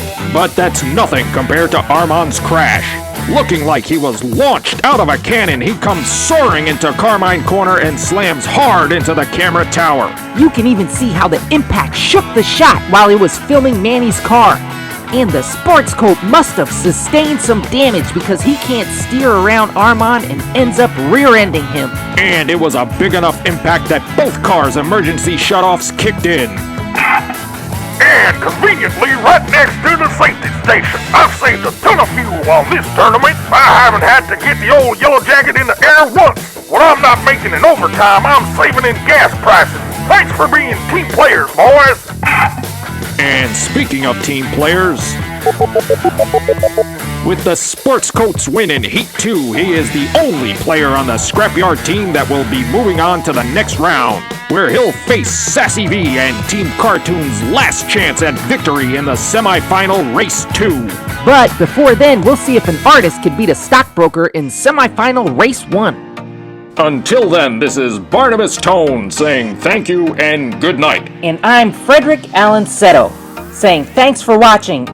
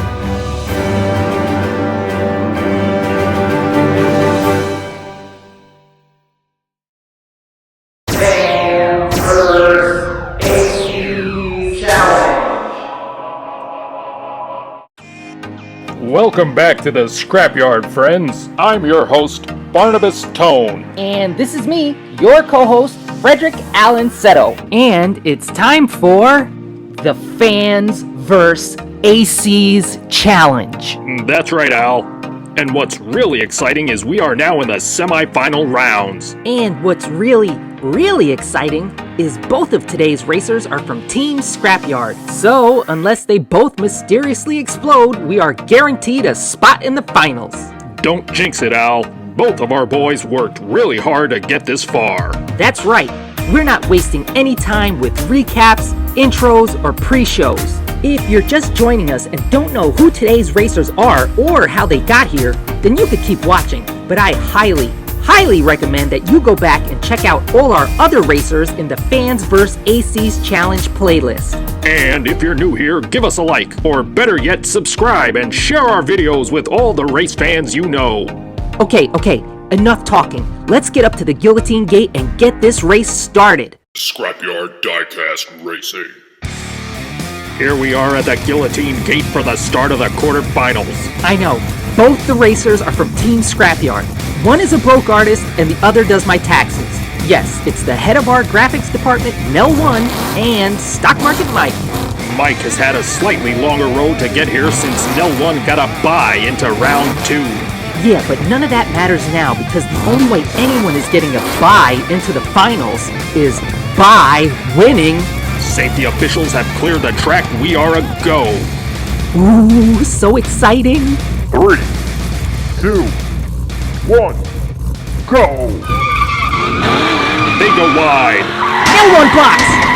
They both lose it in the turn. Let's break down what just happened.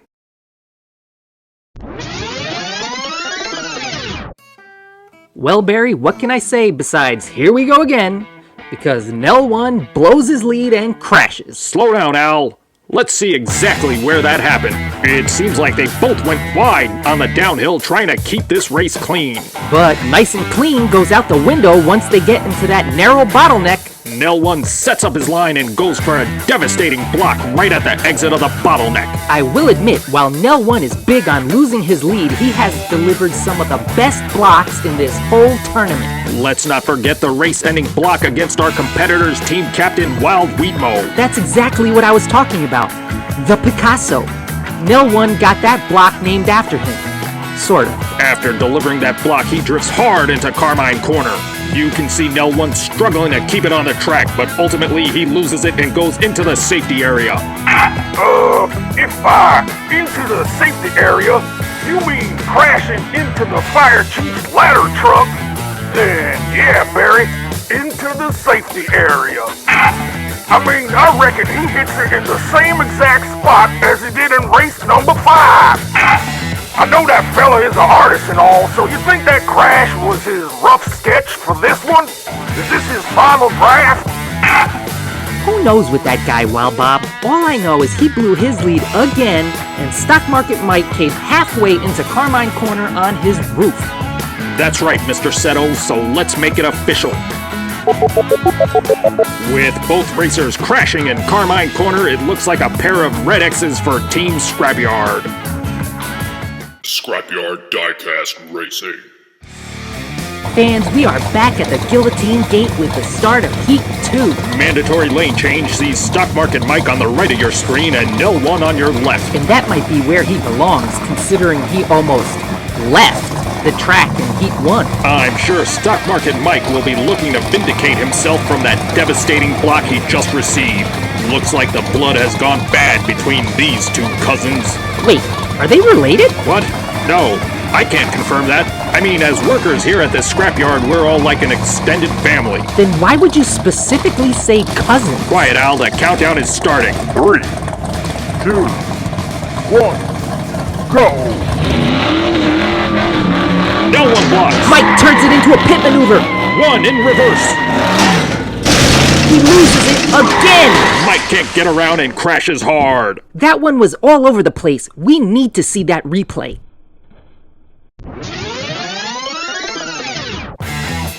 They come off the line clean, Al. Then they stick tight to one another for the length of the downhill. Until they get to the very end, that's where Nell1 goes for a block right as they enter the bottleneck. But Mike is able to reverse it and turn it into a pit maneuver, and he sends Nell1 spinning backwards. However, Nell1 is quick enough to shift it in reverse and actually holds on to his lead through Carmine Corner.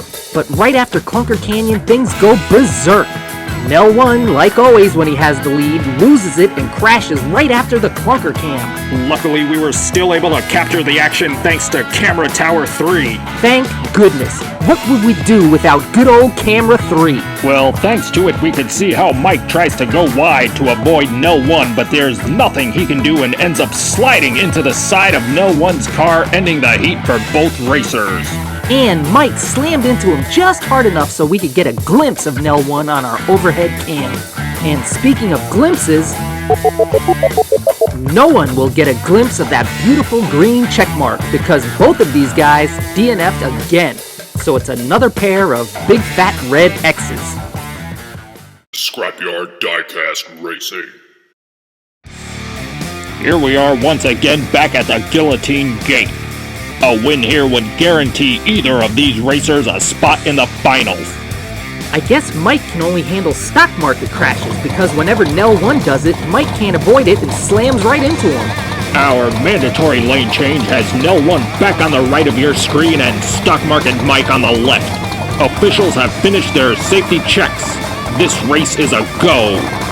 This could be one for the record books. Good luck, guys. 3, 2, 1, go! Neck and neck. Take it loose! Bruno, camera 3! We need help! On it like gravy on a biscuit!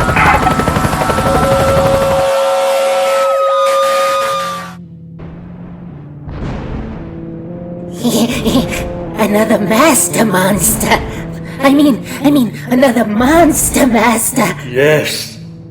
Yes, everyone. Another fine creation to terrorize the peasants of your village and to let them know to keep their eyes or eye to themselves. Yes, and every purchase will help us create more monstrosities, and it will help keep the scrapyard racing. Yes. So click on the link below because we know you're just dying to buy something.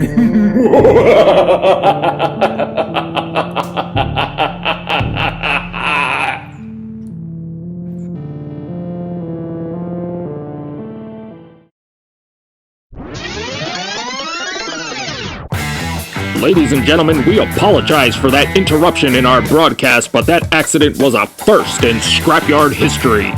Barry, at the start of this race, you warned me about jinxing things. In no way did I think that complimenting Camera 3 in Heat 2 would completely take it out in this heat. No, Al. You can't blame yourself. Auto racing is a dangerous game. Auto racing is dangerous? How about camera operator? Those poor guys just face-planted from the top of a camera tower. Well, let's take another look to see what went wrong. Barry, everything started off like a textbook race. They leave the gate clean and they even go down the downhill nice and tight. Nell 1 tries for the block inside the bottleneck but can't get it, so he just aborts and tries to straighten out. And that's when things turn tragic. For some reason, they both lose it exiting the bottleneck. Nell 1 hits the outside leg of Camera 3, then bounces to the inside of the track and hits the inner leg. And luckily, Stock Market Mike was finally able to get around one of Nell 1's crashes. And that might have just saved his life, because if he hadn't, that camera tower could have come down on his head. And no hard hat in the world is rated for that kind of impact. I mean, look at that. All of Carmine Corner went into the air. That was like an 11 on the Richter scale. Al, I just got word from the studio that we have actual footage of what that crash was like from the inside of Camera Tower 3. We just want to warn those with heart conditions or young children that this may be unsettling. Let's go to the tape.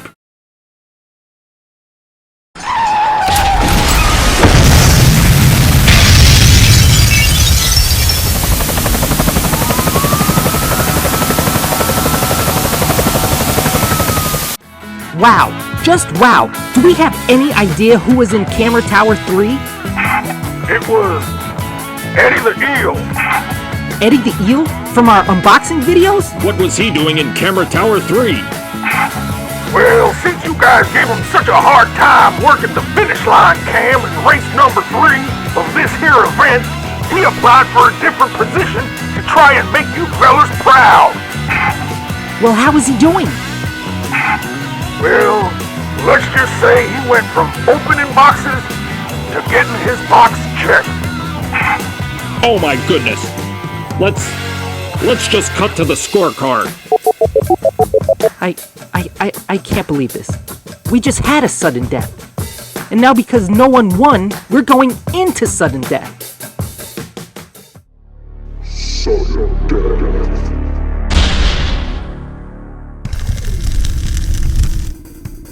Usually going into sudden death is exciting, but after what just happened to Eddie the Eel, man, it all feels so Much more unifying?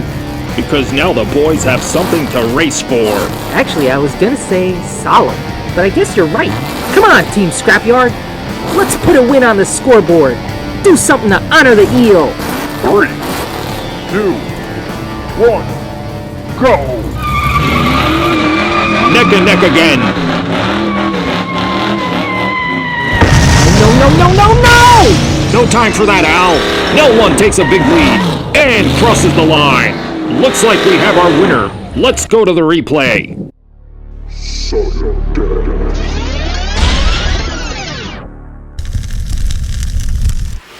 So, are we just gonna ignore that Nell 1 knocked down Camera Tower 3 again? No, of course not. We'll just get to it in this replay. In broadcasting, we call that building tension. How about building some tension cables into that camera tower? Do we even know who was in there? Okay, Al, I see you're not gonna let me review the whole heat, so let's just cut to that part. It doesn't look like either Nell 1 or Stock Market Mike hit the tower. Thank goodness, that would have canceled our insurance for sure. That's what you're worried about? Do we even know who was in there this time? Did we have another death?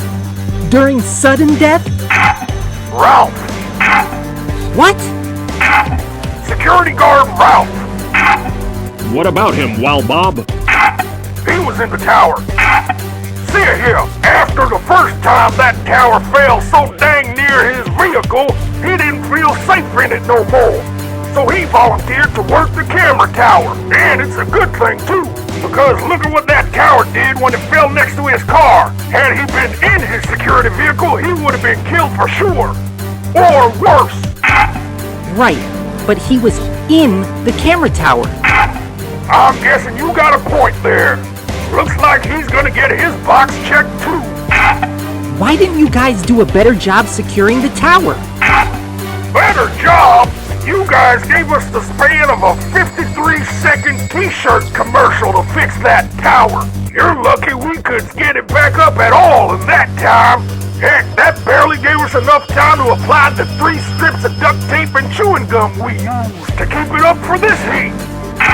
Gentlemen, please. We're supposed to be focusing on the race. Let's talk about the way Nell 1 rocketed through Carmine Corner and held his lead all the way until he crossed the line. And Stock Market Mike tried his best to keep up and gave that custom auto all it had, but it just wasn't enough to catch up to that copper Chevelle. Speaking of coppers, it looks like our security team is down 1. And speaking of 1, let's talk about who just won.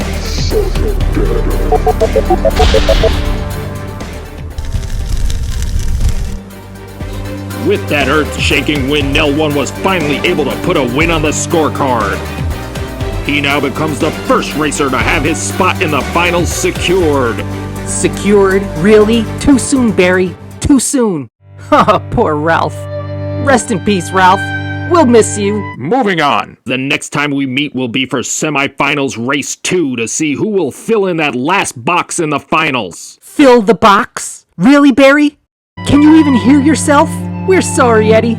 No one will ever open boxes like you again. Rest in peace, Eel, wherever you are. Anyway, as I was saying, the next time we meet here at the Scrapyard will be for Semifinal Race-02. Welcome to Scrapyard Diecast Racing.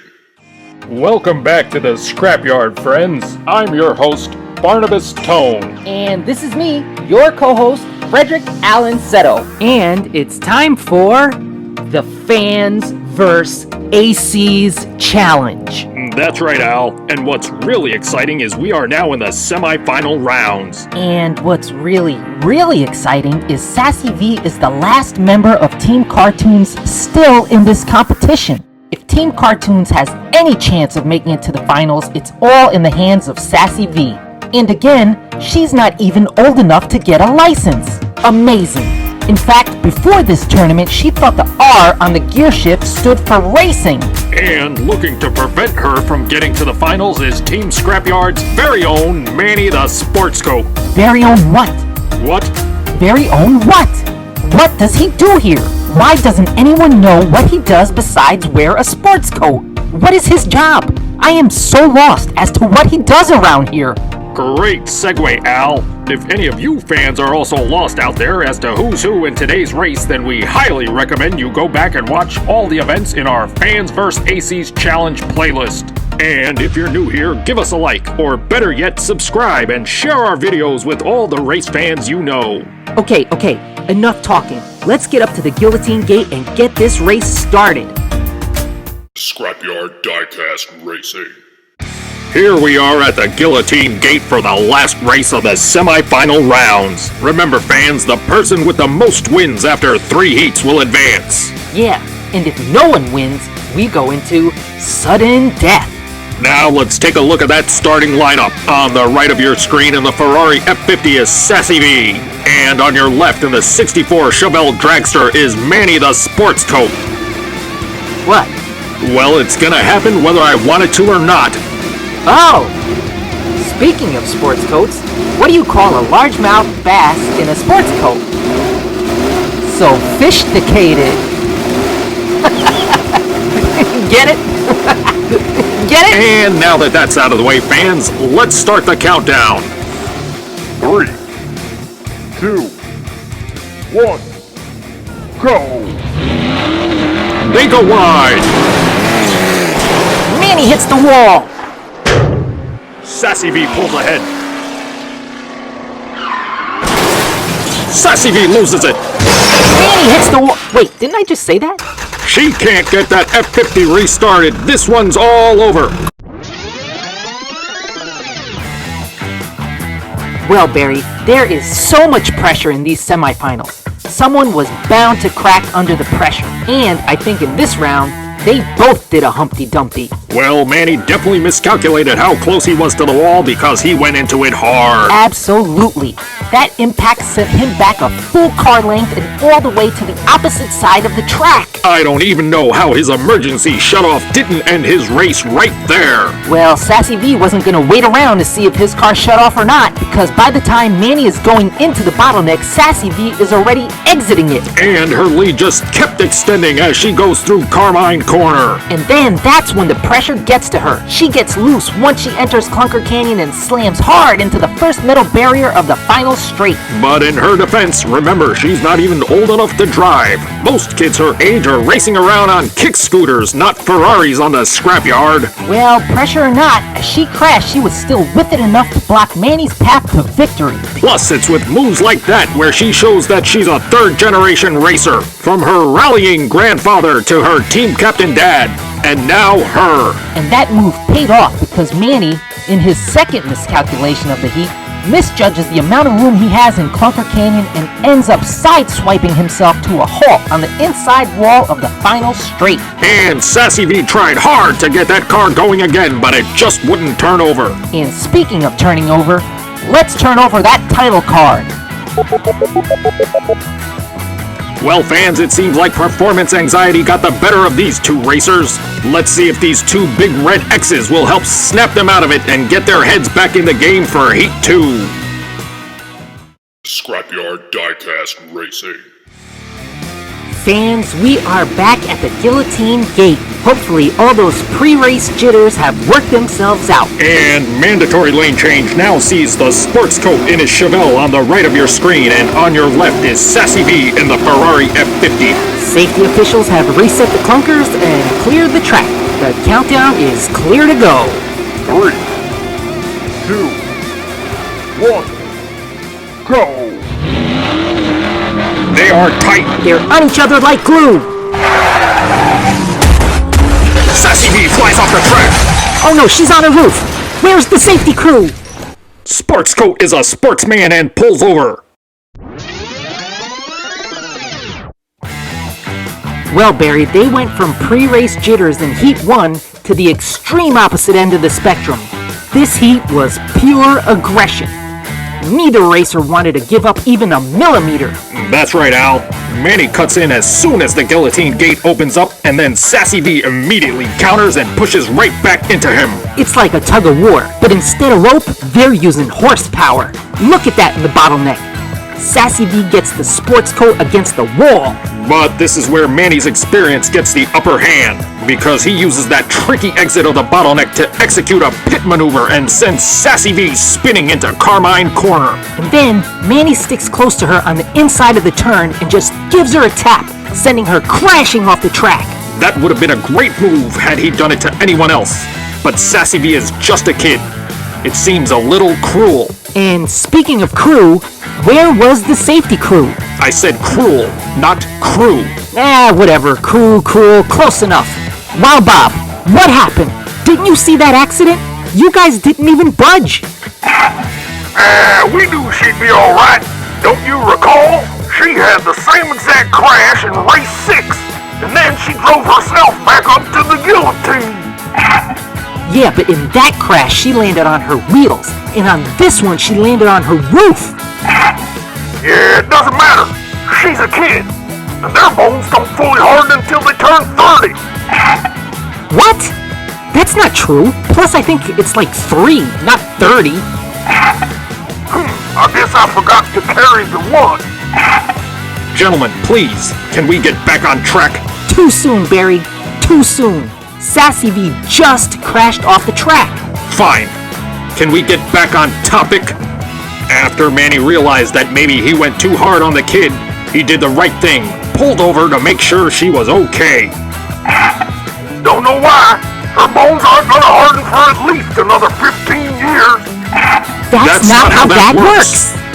But fans, this is how this part works.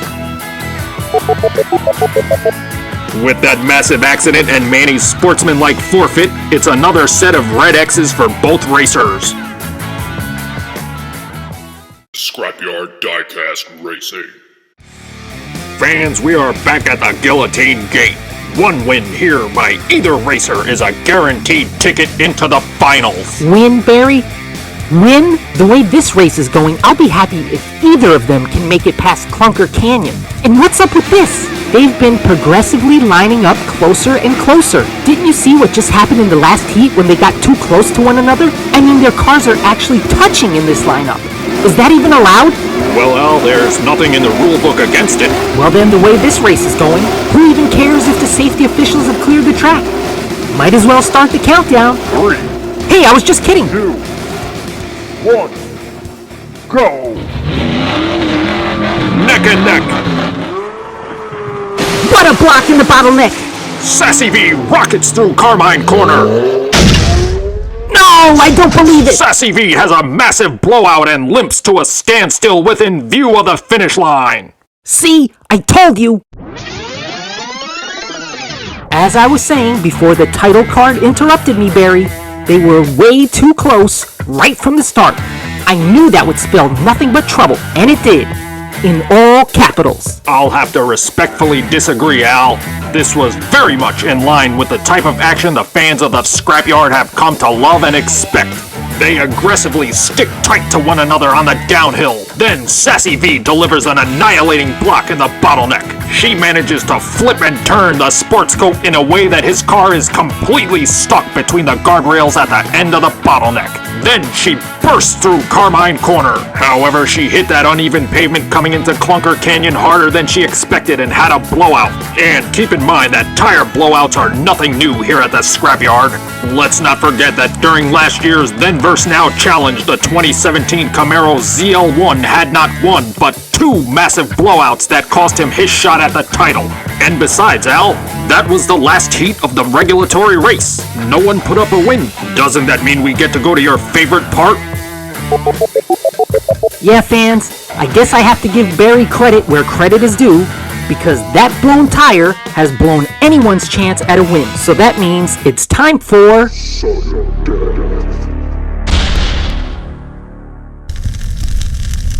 Sudden death.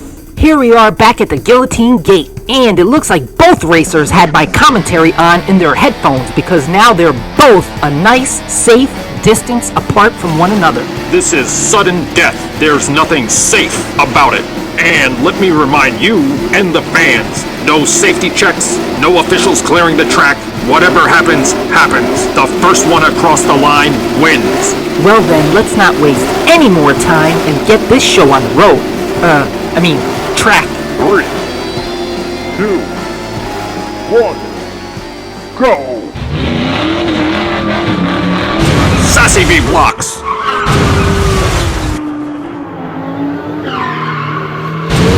Manny flips.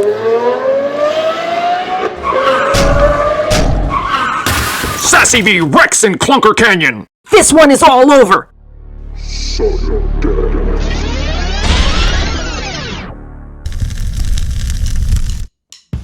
I really thought someone was gonna make it across the line this time.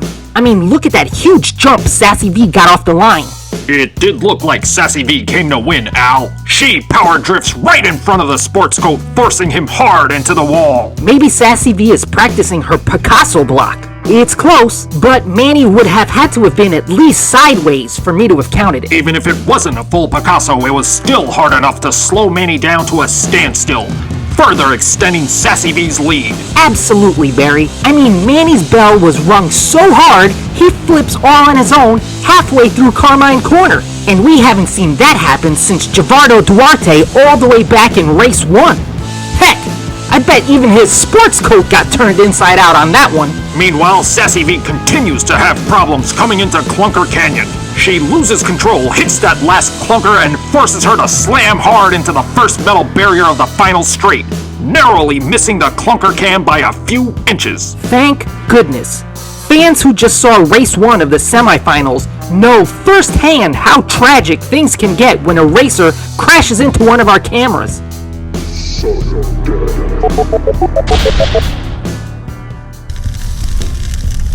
Well, while no one put a win on the sudden death scoreboard, at least we didn't lose any cameras, so that's a win for our filming crew.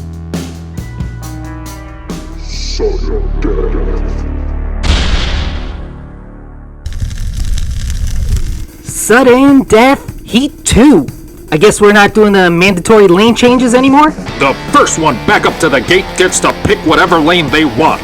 And it looks like the sports coat is trying to keep Sassy V on the inside because that's where he had the upper hand. Is upper hand a nice way of saying sent her flying off the track and onto her roof? Yeah, it doesn't matter. She's a kid, and their boat's just practically rubber. Gentlemen, the only thing I want starting is this race, not the both of you. 3, 2, 1, go! Sassy V leads.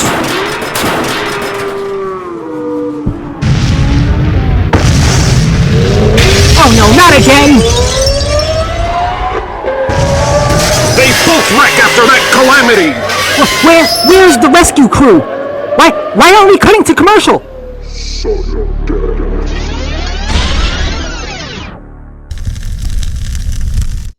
I'm cursed. I'm cursed! In the last round, I mentioned how lucky we are that no one crashes into the camera, then boom! Someone crashes into a camera! Maybe I shouldn't say boom until we know if everyone is okay. Can we just cut to that scene right now, Barry? Please? Just this once? You got it, Al.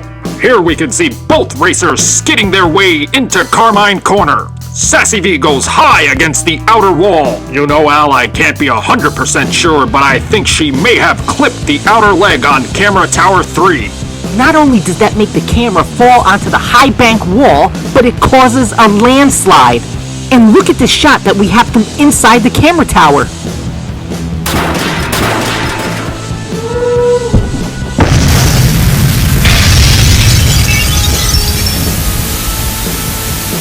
What a horror show! Not only do we not know the result of the occupants in the camera tower, but also if anyone got hurt in that landslide. They were out getting donuts, and the camera tower was empty. Wait a minute. What are you talking about, Wild Bob?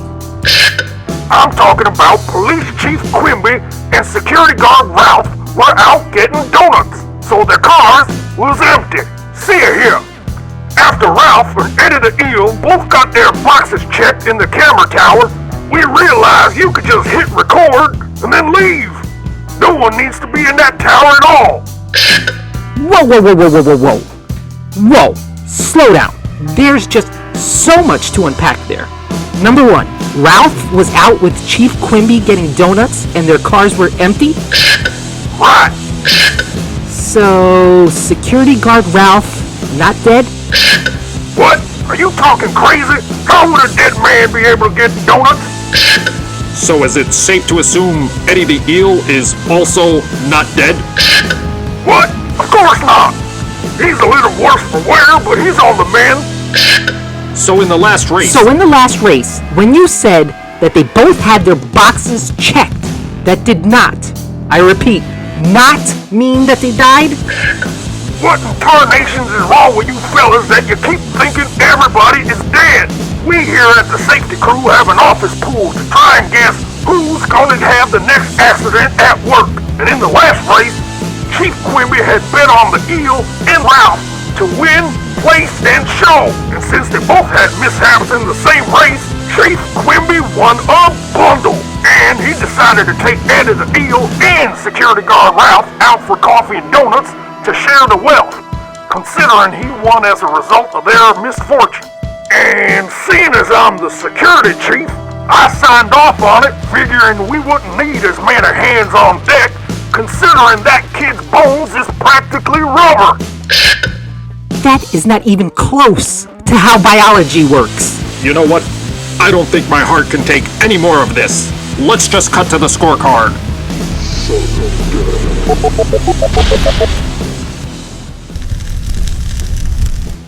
And with that, no one wins. Well, I guess except Eddie the Eel and security guard Ralph for not being dead, as we thought they were in the last race. Fans, I am so rocked by what just happened, I don't even know if we should call this sudden death or instant life. Sudden death.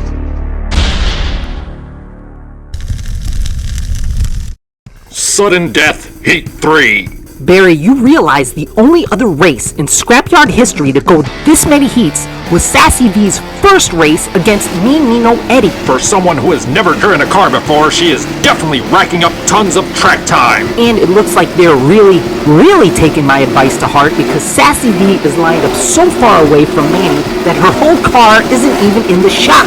Fans, this could be the one to decide that final spot in the finals. 3, 2, 1, go! Sassy tries to block.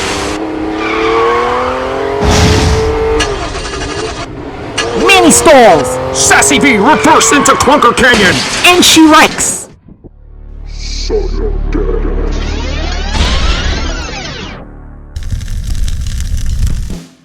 Sassy V tried to block in the bottleneck, but the sports coat wasn't having any part of it, and he just powered through. Look at that, Al. She was sideways at the exit of the bottleneck, and Manny still managed to push her through. Yeah, talk about getting a square peg through a round hole. He did slow down a little, but he managed to send Sassy V into Carmine Corner in reverse. I think that hit into the barrier did more than slow him down. He may have had a mechanical failure because he stalled right in the center of Carmine Corner. Meanwhile, Sassy V did make it out of the turn, but smacks into the last clunker of Clunker Canyon. Luckily, she didn't hit it hard enough to have those loose clunkers come down on her head. She would have been alright. She doesn't have rubber bones.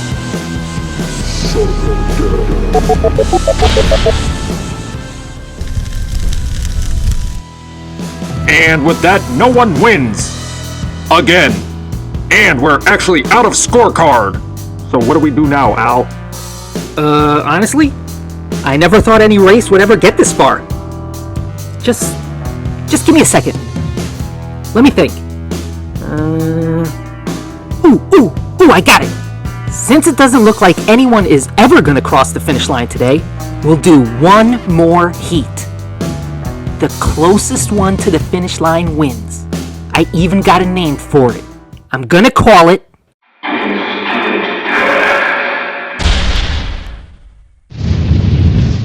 Instant Death. This is it, Barry. This race has had it all, but now is the moment to see who wants that win the most. 3, 2, 1, go! A Picasso! Manny in reverse.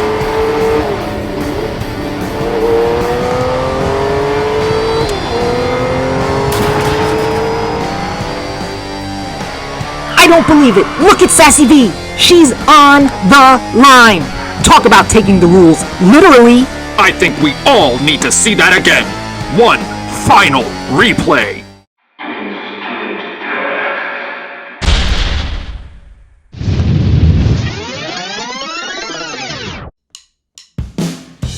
So much just happened here in so little time, Barry. First, we need to talk about the Picasso right here. It was beautifully executed, Al. No, Barry, it was way more than that. This move was created and named after the fact that it was used on her father taking him out of the tournament. And who invented the move? The person she will now face in the finals, Nell 1. I think she's sending him a message that she's coming for him. In fact, I know she just practiced the move in the first heat of sudden death, but I'm gonna say it. I think she actually did it better than Nell 1. Whoa, what exactly are you saying, Al? I'll tell you what I'm saying, Barry. I'm throwing the gauntlet down right here. If she wins the finals, I'm renaming that move after her. Well, more for her.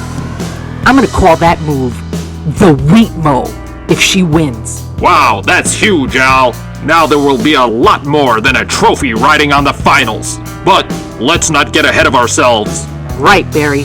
I'm gonna take my hat off to the sports coat. He's able to recover from that crushing block, throw it in reverse, and give Sassy V chase. He might have actually caught up to her had he not hit that clunker in Clunker Canyon, because that unfortunately sent him to a scraping halt into the outer wall of the final straight. Now let's take a look at the way Sassy V took the rules of instant death to heart. She needed to be the closest to the line to win, and she stopped at the line. Again, I think she's sending not just Nell 1 a message, but everyone. This whole tournament, people have been questioning her skills. There have been whispers that she only got this far because she lucked out by getting a bye into the second round. But let's not forget, her grandfather was a rally driver in Portugal, her father is team captain, she's got racing in her blood. And at this point in the tournament, she's completed 13 heats. That's more than anyone else in the tournament. She's telling the world Sassy V is here and she's ready for the finals. In fact, how about this?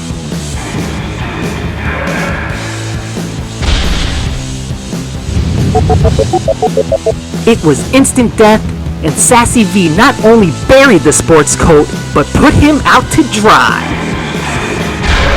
Wardrobe joke. And in what was arguably the hardest fought battle in Scrapyard history, Sassy V moves on to the finals. Barry, I have a feeling that is going to be one for the record books. Welcome to Scrapyard Diecast Racing. Welcome back to the Scrapyard, friends. I'm your host, Barnabas Tone. And this is me, your co-host, Frederick Allen Seto. And it's time for The Fans vs. AC's Challenge. Good evening, fans. It's the finals. The gala event we've all waited for has finally arrived. Al and I are so thrilled to be your presenters tonight. You know what I still don't get, Barry? Why does Mr. Crane make us wear tuxedos to the finals? We're not even on camera. Integrity. Now let's do a quick rundown of how we got here tonight. Okay, so a real superfan, Carlos Antunes, assembled a team of 6 racers to take on the Scrapyard. Carlos raced under the name Wild Wheatmo, and he was in the '83 Camaro. His daughter, Sassy V, was in the 1995 Ferrari F50. Carlos's pop, Crazy Carmine, who our turn is named after, was in the 1965 Custom Mustang, followed by Mama Antunes in the 1969 Custom Ford Thunderbird. Carlos's racing coach and Portuguese aristocrat, Sir Adriano, was in the 1970 Custom Tornado. Finally, the most mysterious racer to ever take to the Scrapyard track, in the 1988 Monte Carlo SS Dragster, the Chi-Wolf. I knew that was gonna happen. And we put together the best we had to offer to meet the challenge. Nell 1, head of our graphics department in the 1970 Chevelle Dragster. Mean Nino Eddie in the 2018 Bentley GT3. Armando in the 1973 Ford Falcon XB. IT Manager J. Vardo Duarte in the 1970 Monte Carlo SS, Stock Market Mike in the 1968 Custom Auto, and our own mystery racer Manny the Sports Coat in the 1964 Chevelle Dragster. The racers worked their way through our bracket, and as luck would have it, one member of Team Cartoons and one member of Team Scrapyard have made it here to the finals tonight. And if you clicked on the thumbnail for this race, then you already know it's Sassy V in the Ferrari F50 for Team Cartoons and Nell 1 in the Chevelle for Team Scrapyard. Well, let's not keep the fans waiting any longer. Let's get up to the broadcast booth and get these finals started. Scrapyard Diecast Racing. Both racers are in position here at the guillotine gate. As we await for the safety officials to clear the track, do you have any predictions, Al? Well, Barry, it's amazing that either of these two made it this far.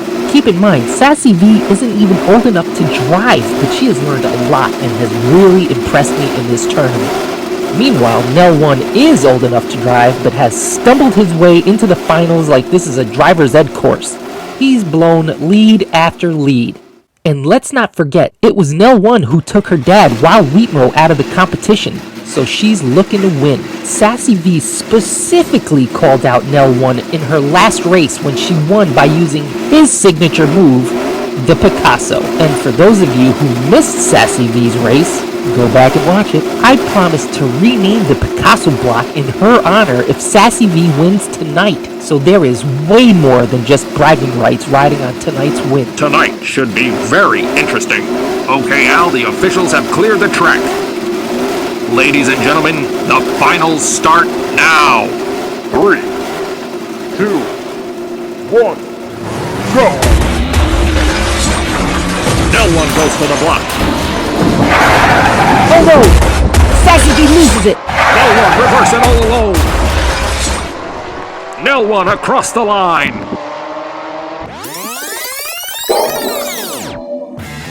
Look at this, Barry. Nell 1 knows the entire legacy of the Picasso block rests on his shoulders, and he tries immediately to use it on Sassy V. The key word there, Al, is tries. Sassy V is not gonna fall for it and steers her way through. Then they swap paint all the way through the bottleneck, and on the way out, Sassy V actually gets under Nell 1 and sends him spinning into Carmine Corner. But he's actually able to shift in reverse and turn the tables on Sassy V. He blocks her right into security guard Ralph's car, and she can't recover and unfortunately goes off the track again. She's gone off that curve in the same exact spot in every race she's been in. And the safety team just sits there and does nothing. And before you could tell me she landed on her wheels, or she's just a kid and has rubber bones, what can you say for yourself, Wild Bob? Guardrail! What? You said so yourself. This is like her 4th time going off in that same spot. So learn your lesson and put up some guardrails. Or maybe a trampoline in the middle of the field so she can bounce back onto the track all by herself. This from our safety chief. Anyway, fans, after Sassy V's misfortune, Nell 1 pretty much has the track all to himself. But if you notice, he still can't keep it straight and hit the wall on the final straight. He was so close to blowing his lead again, like usual. I was really surprised he even made it across the line at all. But make it across the line he did.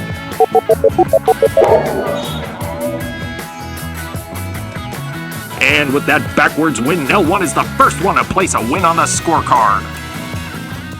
Scrapyard Diecast Racing. Here we are back at the guillotine gate. Sassy V needs a win here to stay alive. As you know, Barry, Sassy V is no stranger to this situation. I'm sure with the weight of being in the finals and after yet another off-track crash, plus how much she wants to avenge her father's loss, she must be feeling a bone-crushing pressure in that Ferrari. Her bones can't be crushed on account it's made out of rubber. Oh, shut up. Gentlemen, please, show a little decorum. These are the finals. Ladies and gentlemen, the safety officials have given us the thumbs up. Will this ragtag fan team be able to tie and stay alive? Can a minor not even old enough to drive a car make history on the Scrapyard track tonight?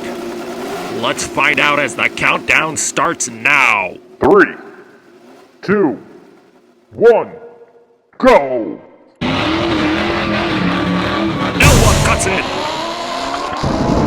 L1 out front. Sassy V gives chase. L1 massive lead.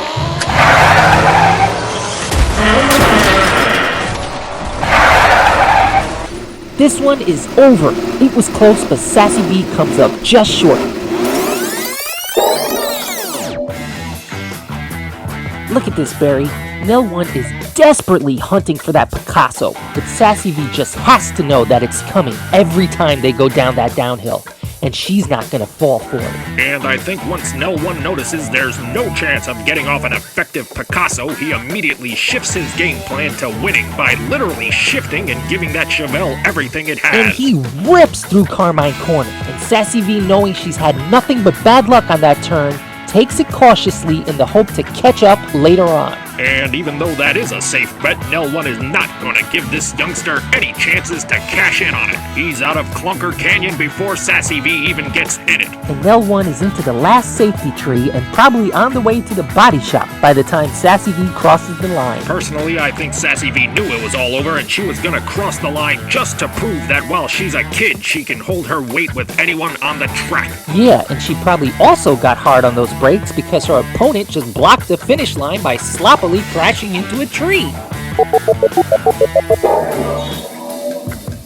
Sloppily or not, Nell 1 has just put the second win on the scorecard, not only sealing his win in this race, but the victory in the tournament as well. But here at the Scrapyard, we have a mandatory 3-heat rule.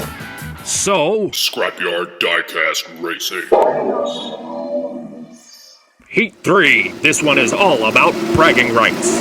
What's Sassy V got to brag about? She just lost. Yes, Al. So imagine Sassy V winning or in some other way embarrassing Nell 1 in this heat. She'd take a little shine off his trophy even before he's had a chance to lift it up. In fact, this could be the start of a future grudge match. Great point, Barry. Then, for the last time in this tournament, let's get to that countdown. 3, 2, 1, go! Nell 1 blocks. Oh, so close! Nell 1 flips and recovers. Sassy V pulls over. Nell 1 again, all alone, and again reverse across the line.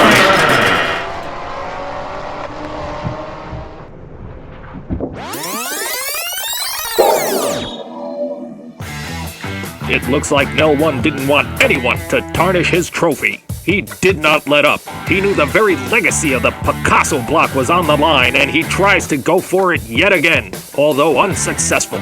But the one thing he does do successfully is almost blow his lead yet again. He's all alone and causes himself to flip on the way out of the bottleneck. And Sassy V tries as hard as she can to capitalize on that moment. Look at how while Nell 1 is trying to straighten out, she goes in for a block. Right, but she actually misses and hits the curb. And maybe that dented a rim or something, but she smartly decides to call it quits right there and pulls over instead of risking going over the falls again without a barrel. And she stopped just in time. If nothing else with that move, she's proven how much she's grown as a professional racer. And someone who couldn't stop in time is, of course, Nell 1.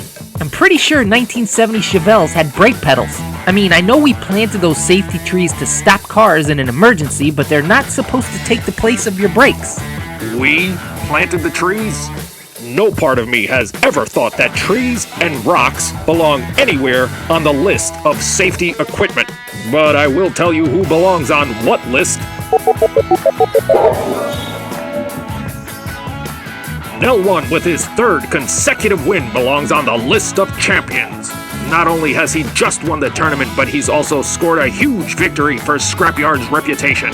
While we thank and respect Team Cartoons for their efforts and competition, there's only one winner tonight, and it's Nell 1. I got a call for a Mr. Frederick Allen Settle. What? Me? I said you got a call, son. Nell 1 has got something he wants to say to you. Hold on. I can use the Yellow Jackets comm system to patch it through. Al, can you hear me? Yeah, I can hear you, champ. You just won for Team Scrapyard. I'm sure you're running high on emotion. How does it feel? That's why I'm calling. I had the commentary on in my helmet the whole tournament. I hear every comment about me blowing the lead and you wondering how I even got this far. Me taking out all those trees was a message for you. Who the heck plants trees as a safety device? Thank you. And me winning in reverse was a message to the bear. I'm just as good a racer as he is. I can win in reverse too. I'm as good as any champion. I can win in any way, anywhere. I just beat the best Team Cartoons had to offer. In fact, I bet I could beat the whole team. No. Heck, I'd even put my trophy on the line and take on the whole team in one shot. Double or nothing. No. No, what, Barry? He just pled the Fifth Amendment. What are you talking about? He's just bragging. He didn't incriminate himself. Barry ain't talking about the Constitution of these here great American states. He's talking about the Fifth Amendment of the Scrapyard Rule Book. See it here. Any challenge made to or by any current champion while on the track and in a running vehicle shall accept said challenge as legally binding to compete in said vehicle. Wait, so that challenge is legit? The Scrapyard is not champions? Yes, it's binding. And yes, we're currently the champions, but not the reigning champions, until he defends his not even gotten yet title. Talk about blowing leads. You can't blow a bigger lead than this one.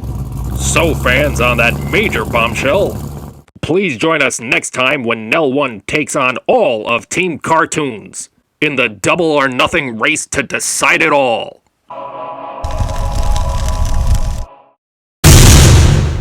The Scrapyard Diecast Racing.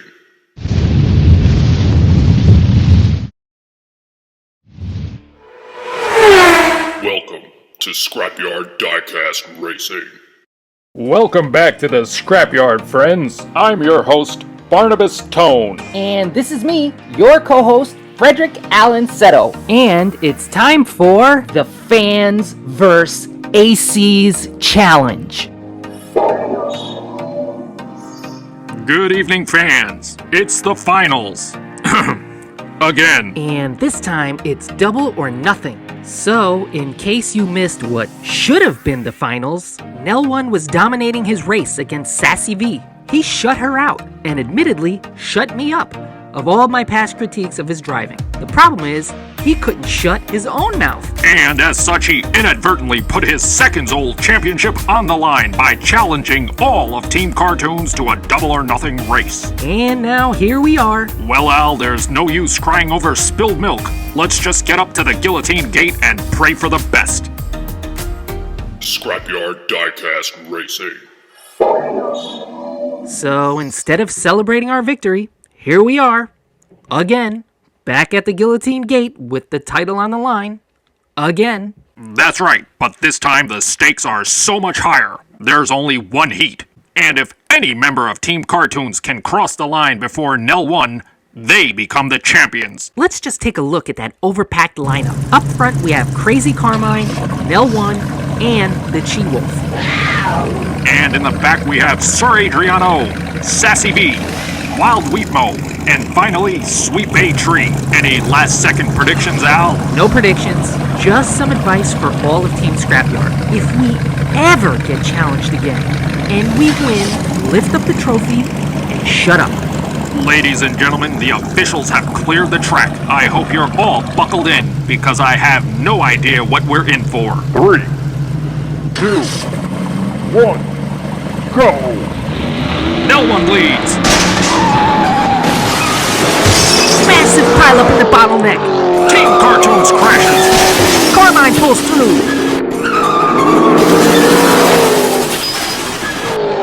Nell 1 crosses the line. Oh, Carmine can't finish. Team Scrapyard wins the title. Again. Look at this, Barry. This has to be a first in Scrapyard history. The starting gate looks less like a guillotine and more like a sardine net. I've never seen so many racers lined up at one time. Maybe this will be the start of a trend. What do you think, fans? Would you want to see more mega races like this one? Let us know in the comments below. But moving on, Team Cartoons definitely came with a plan. The second the guillotine gate goes up, they try to circle the wagons around Nell 1 and surround him and block him in. And he pushes in on the Chi-Wolf. and not wanting to give up a chance to take out the champ, the She-Wolf does some kind of reverse Picasso on Sweet Bay Tree. Wow, that's teammate on teammate carnage. You should call that move the mother-in-law. Why? I don't know. By the way you just described it, I reckon it fits. I love it. The mother-in-law it is. Anyway, once Team Cartoons got into the bottleneck, they were literally all over each other, hungry for their shot to take out Nell 1. And by the time they went into Carmine Corner, we had Sir Adriano, Sassy V, and the She-Wolf all on their roofs. And it figures the old-school professional rally driver, Crazy Carmine, is the one member of Team Cartoons who can handle the turns when things get nuts. But Nell 1 had too big of a lead. When he was pulling out of Clunker Canyon, Carmine was just making his way in. Yeah, and I don't know if Crazy Carmine had some secret sauce in that custom Mustang, because he gets a burst of speed which causes him to get loose and hit the inside wall of the final straight. But that Crazy Carmine sure did put up a great effort, and he just proved that he's more than worthy to have the turn here at the Scrapyard track named after him. And while Carmine did put on a good race, there was someone who put on a great one. Yeah. I know. Nell 1.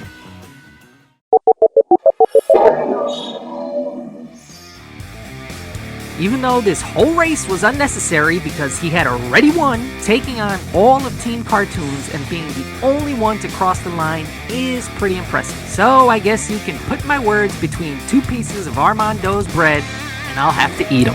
That's right, fans. Nell 1 is the double champion of the Fans vs. ACs Challenge.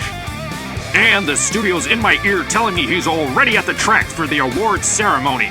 Let's cut to Wild Bob in the yellow jacket with a live feed. And that's a copy. If you focus your peepers right here, you can see all our good old boys from Team Scrapyard. To start it off, we have Javardo Duarte. I almost didn't recognize him because his car is right side up. And following is Me Nino Eddie. Then we have our Baker-turned racer, Armando. And next is, I still have no idea what the heck he does here, Manny the Sports Coat.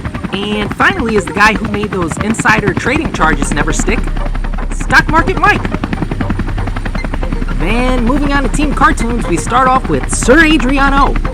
He gave us quite a little scare when his whereabouts became unknown after going off track. Then the man who needs no introduction, racing legend Crazy Carmine, followed by his wife and now seasoned racer, Sweet Bay Tree. Next is the racer who's even more mysterious now than at the start of this tournament, the She-Wolf.